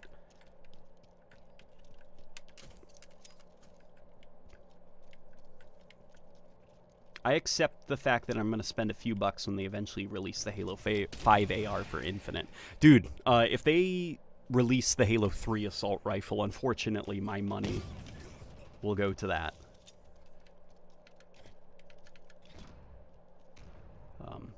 When's the tomato launcher coming to Halo Infinite? When's the candy maker gonna come to Halo Infinite? You know, the carbine. Yeah, in doing the evolution of the carbine, a dormant memory was awoken. I remember I had a buddy named Clay, and I just heard my wife giggle. She knows Clay. Huh? Yo, where's Clay? Where's Clay? I would go to Clay's house sometimes after school, and we'd watch Halo 3 machinimas on his computer. And that was one. So off the top of my head, the Halo 3 free candy, which was when you reloaded the carbine in Halo 3, Bungie actually modeled the carbine like the carbine cartridge would come out of the gun and land on the floor, and it would not despawn immediately. And what this machinima did is like, hey everybody, it was like terrible Xbox Live microphones. It was, hey everybody, you're probably really hungry, so we're getting you some candy to eat. And they were reloading their carbines, punching to interrupt the reload, reloading again, punching, and it was like cartridges from the carbine were flying all over the place, and like they were like sitting in a pile of these things, and they kind of looked like little candy corn. It was pretty good. Making candy. That was it, I think. But yeah, it was that, as well as the I think it was called a puppy in Halo 3. Does anyone remember that? And it was, like, at the time, people didn't really have, like, you know, green screens or, like, the ability to crop things. So it was, like, Spartans running around, and then there's just, like, a puppy poorly green screened into the pit or something like that. And it's like, a puffy! And, like, the whole match stops because it's, like, everybody crowding around a puppy. And I still distinctly remember that. It's just one of the Spartans screaming out loud, a puffy! It was like a beagle puppy, if I remember right. Blast from the past. Enemy halfway to victory. Thoughts on the recent Titanfall hype? To be honest, the more I play it, the more I feel like it's destined to be a niche franchise.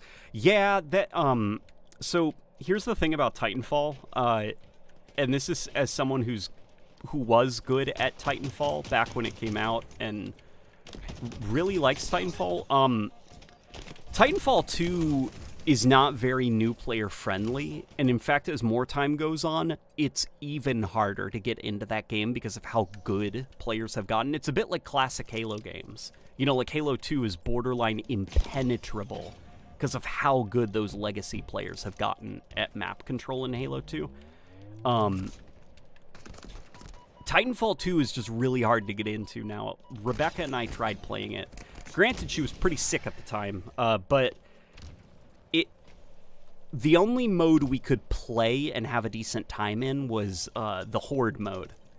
Because when we jumped into, like, you know, competitive modes, it was just like 1,000 things were happening, the HUD was insane, and kind of like 1,000 things were glowing, and there were waypoint markers everywhere, and on top of that, people were flying all over the place, and she couldn't, like, get her footing, you know? It was a very stressful new player experience.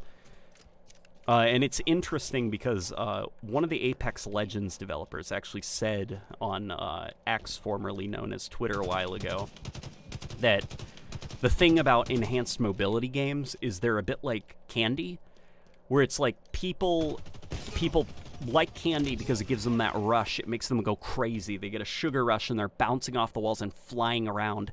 But then that high energy all the time, every moment of gameplay, you eventually crash from that, and you crash extremely hard. And while some people will never crash, you know, they just love candy, they love the rush, a majority of people cannot keep up that energy level for very long before burning out. And that's something that they discovered with Apex Legends. You know, Apex Legends, what it does is it paces the gameplay.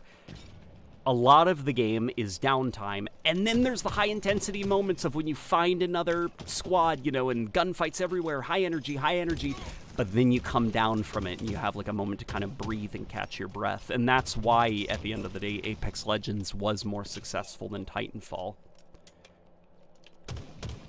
Is for just a majority of people, it was easier for them to play for long stretches of time. And I totally get it, you know? As I've gotten older, like, I remember when I was a teenager, I couldn't get enough of enhanced mobility games. But now that I've gotten a little bit older, like, I'm finding I enjoy the slower paced stuff a lot more. I say as I run around Halo Infinite.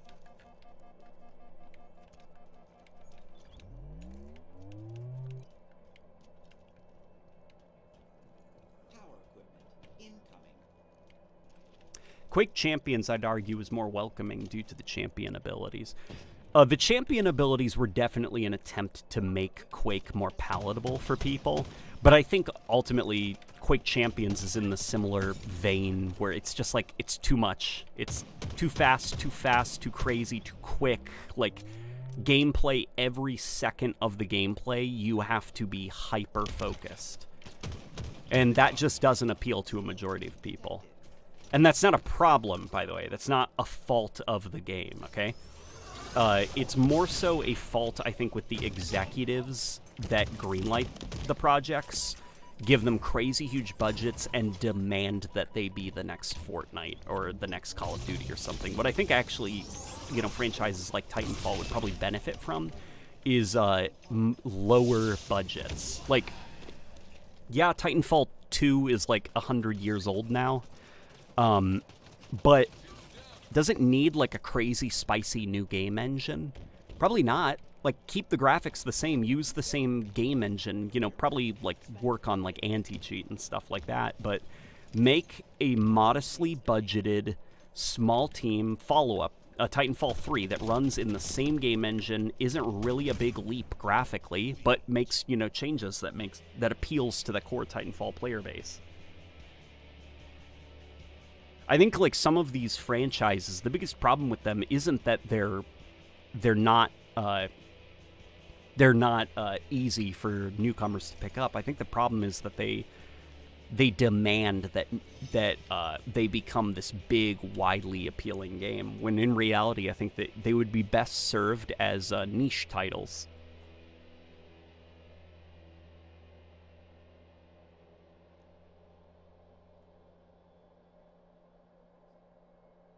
Playing Battlefield 1 on PC, coming from the Xbox, they are a lot more accurate.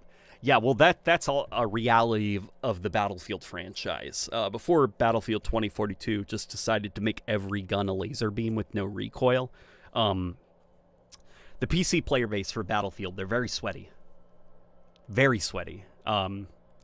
Where if you want a more chill Battlefield experience, you play on the Xbox. Thankfully, 2042, I think it offers enough gameplay experiences that game can be pretty chill. King of the hill.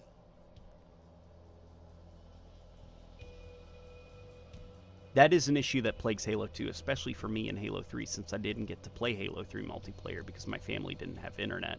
Oh yeah, Halo 3, thankfully I'm a good enough of a Halo 3 player that I don't have to sweat too hard to play well. But when you are in a match with a player from Halo 3 who knows what they are doing, it can get intensely sweaty, just because they have had an extremely long time to get used to the game. Well, I wasted my overshields, but at least I survived that encounter, and they are down a man for the next 3 seconds. And now he's probably back up.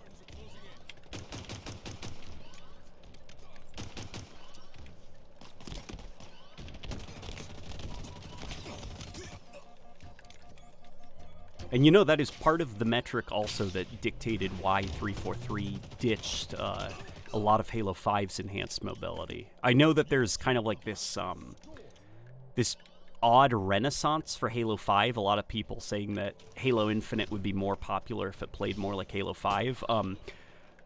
During the planning phase of Halo Infinite, the data showed the opposite, that actually Halo would be a lot more successful if they ditched a lot of that stuff, because it just made the game too aggressive. It was hard for new players to get in because they gave good players too many abilities to stay good, and basically kind of create a monopoly in the skill ceiling where bad new players have no room to get better because the good players are so good. And so chilling out the gameplay a little bit was like a core directive. You know, add a little bit more breathing room to Halo.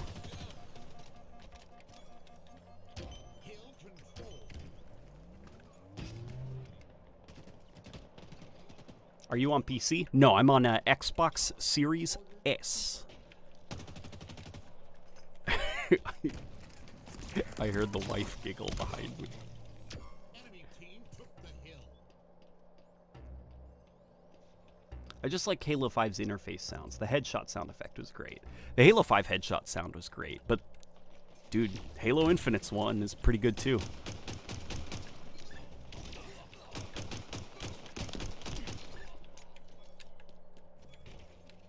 Hill control.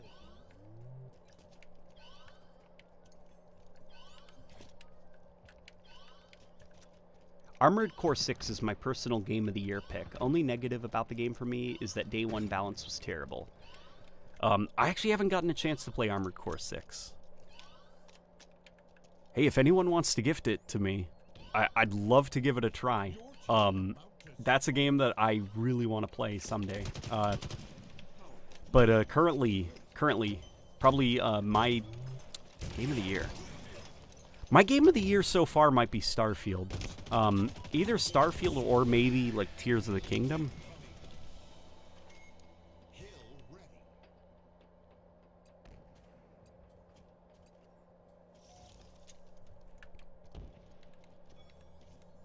Hill control. I don't think people give enough credit to Halo 5 for reviving the competitive scene after it was massacred by Reach in Halo 4. I don't think it was necessarily Halo 5 that revived the competitive scene. I think it was money that revived the competitive scene. If you remember, Halo 5 the competitive league wasn't off to the most brilliant start. Microsoft opted for a pretty cheap. I forgot who they were that hosted. It wasn't MLG that did competitive Halo 5 at first. It was like somebody fairly cheap, and you should look up Halo 5 sad balloons meme.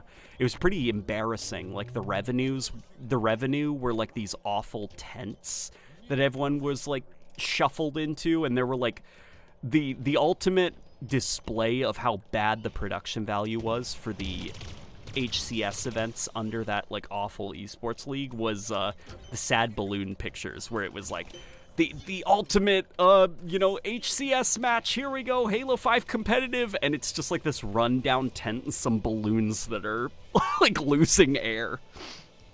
It was ESL, that's right. And then it was MLG later that they went with, and that actually is what revived quite a lot of interest in competitive Halo. But even then, Halo 5 wasn't like the game, you know? It was more like it was exciting that competitive Halo was back. It's a shame it was Halo 5.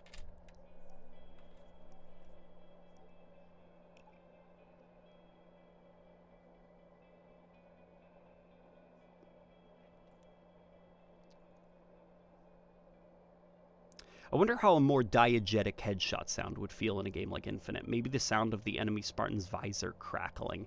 Dude, I'd love something like that, like a crack of like the metal being punched through or something like that. Did you say you're on Xbox Series S or X? Currently on the S, the Series S. That's the one that I've got plugged in near my computer. The X is on the 4K TV.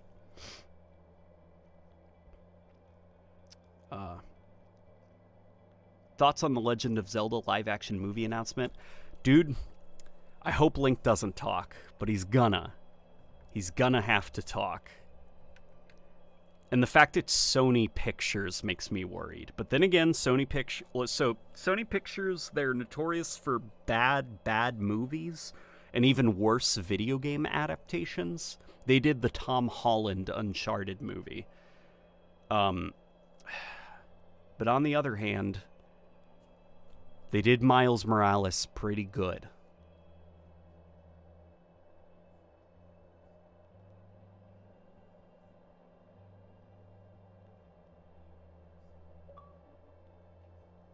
See, Starfield wasn't bad, but Starfield was definitely a step down from their previous game, Fallout 4. I'm not even sure about that. Definitely, like, Fallout, or Starfield is not, like, flawless by any means, but it does enough right that it's gripped me, that it's hooked me, that I like it a lot. And it's like, we could talk about all the problems that there are with it, like, till the cows come home. I think the way that they handled loading is actually, like, pretty obnoxious and kind of breaks the illusion of it being a universe. I wish that they did something more like Destiny, where instead of a harsh cut to a loading screen, you got an animation of your ship flying to the location. But there's enough about Starfield that I like it. Hey, Late Night, do you prefer Into the Spider-Verse or Across the Spider-Verse? I like both. I think they're both amazing. To say that I preferred one over the other would be unfair because they both do exactly what they're trying to do flawlessly. Into the Spider-Verse is perfect as the first movie in a trilogy.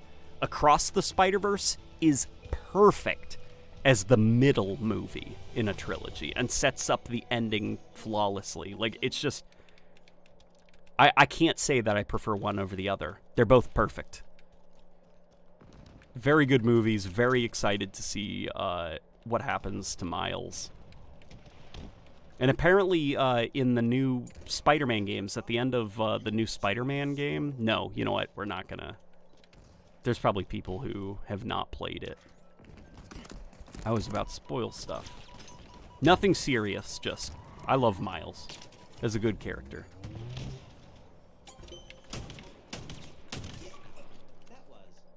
There we go. Playing Isolation again. What is going on? Well, I guess this match is probably ours, you know? Gosh, I can see why some people get steamrolled on this, because I don't think I've had like a bad match yet.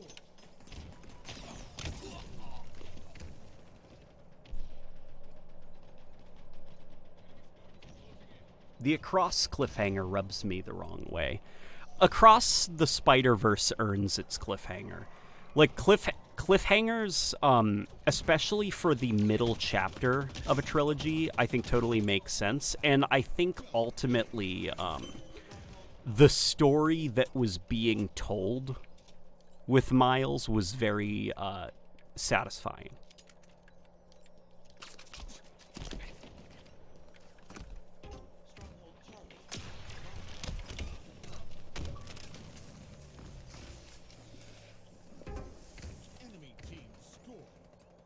The performance of Starfield was beyond terrible, and the graphics did not merit such bad performance. Graphics, yes. Technical, under-the-hood things being done, I can understand why the performance is the way it is. I'm sure that it'll be optimized more as time goes on, but when you...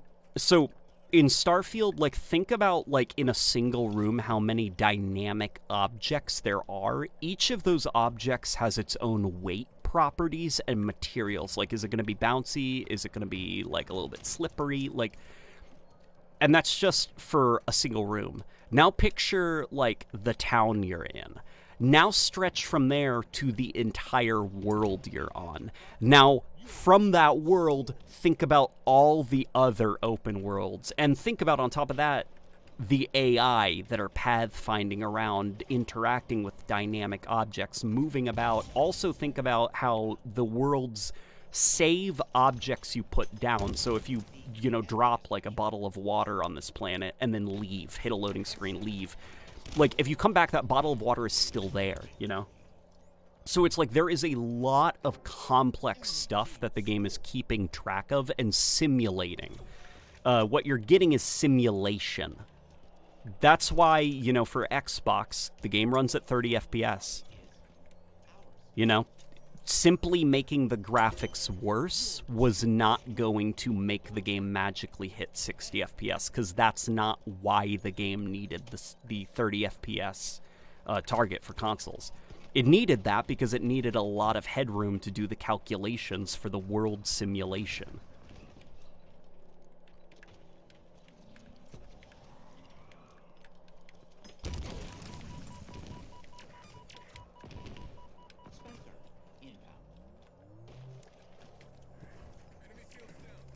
I don't think I've had a bad match on here. Instantly gets zoned. Yeah. It's like, if you guys have seen that, like, viral video of, somebody shoving, like, 1,000 potatoes into that room and then opening the door, and, like, the potatoes all roll out of the door, and it's an incredibly, like, realistic-looking simulation. And they're not, like, being janky or flying all over the place. Like, it looks good. Like, they roll out of there with weight and they, like, land on each other and form natural piles. Like, that's why the game runs at 30 FPS.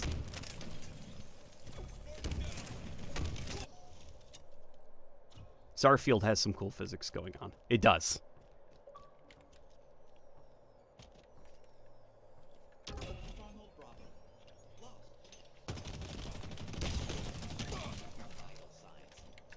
Yeah, and for what it's worth, the target lock on the consoles is actually pretty decent. The 30 FPS is mostly consistent, and when it isn't consistent, it like makes a lot of sense because I'm pushing the game pretty hard. Yeah, I don't know, Starfield, I'm really impressed with it so far. And it also helps just that like Bethesda games I think are fun to be in. That's the best way that I can describe it. Like, even if the writing is kind of, like, not that deep, it's just fun to be in a Bethesda world. Like, I love looking at all the various technology and stuff. I've already found, like, a weapon manufacturer that is, like, my favorite. It's the one that makes that... I forgot what that P90, like, gun is called, but I like that NASA punk look for the weapons.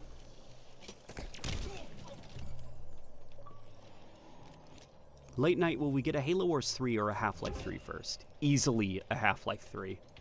I think it's going to be an extremely long time, if ever, before we get, if we ever get a Halo Wars 3. Because Halo Wars 2 was a gamble that did not pay off financially. And Halo Wars 2 is a good game, by the way. That's not me saying, like, oh, the game was boring. That's me saying, like, from what I gather, the game was a financial disappointment. And is largely considered by Microsoft as a miss.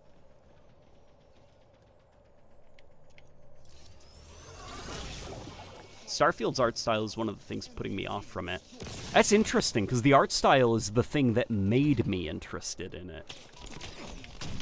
The only other, like, first-person NASA punk game I can think of in recent memory was Infinite Warfare, and that's a Call of Duty game, so it's NASA punk military.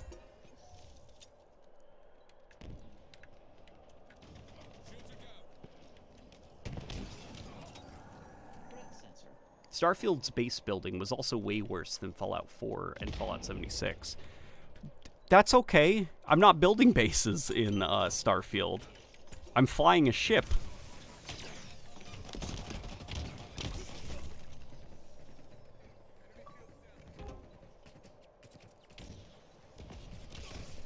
Obsidian needs to make a new Fallout. I agree. I agree completely.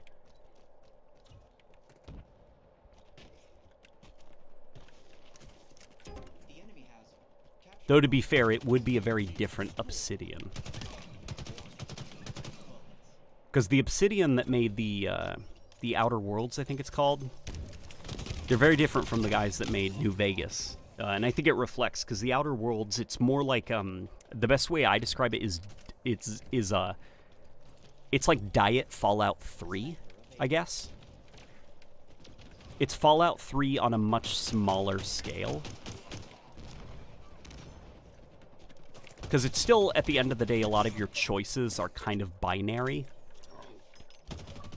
It's like good, evil, neutral, and that's about it. I think it was Yahtzee Zero Punctuation who makes the joke about, like, RPGs need to get away from this, like, do you like the fascists? Or do you dislike the fascists? Or do you think everybody has a valid opinion and there must be a middle ground? That's essentially what a lot of RPGs have gotten into, where some of the better RPGs actually kind of get away from that and try to have a bit more nuance between side with the fascists or side against the fascists. Fallout New Vegas has more quests than 3. It does.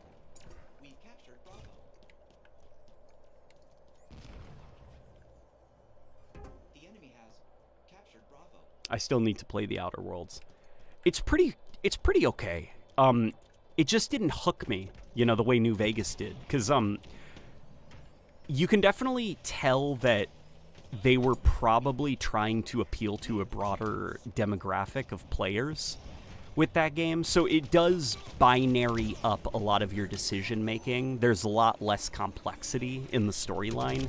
And the core gameplay loop is definitely more Fallout 3 and Fallout 4 than it was New Vegas. It's like, go to a place, clear it out, get the good gun. And then in between that, there is, like, some very simplistic choices that you can make.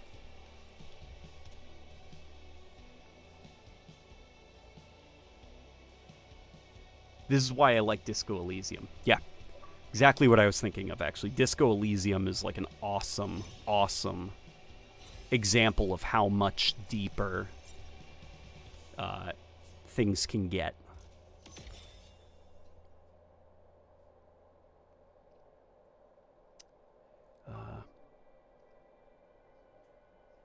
Let's see. I want BattleBit, but it's Halo instead. Repelling from Falcons and Pelicans instead of Blackhawks and Scorpions instead of M1 Abrams. That would be pretty cool, like a spin-off Halo game that's just large-scale warfare. But with that being said, guys, I am pooped. I am absolutely pooped. Which is a great word for being tired. My eyes feel heavy. My head feels heavy.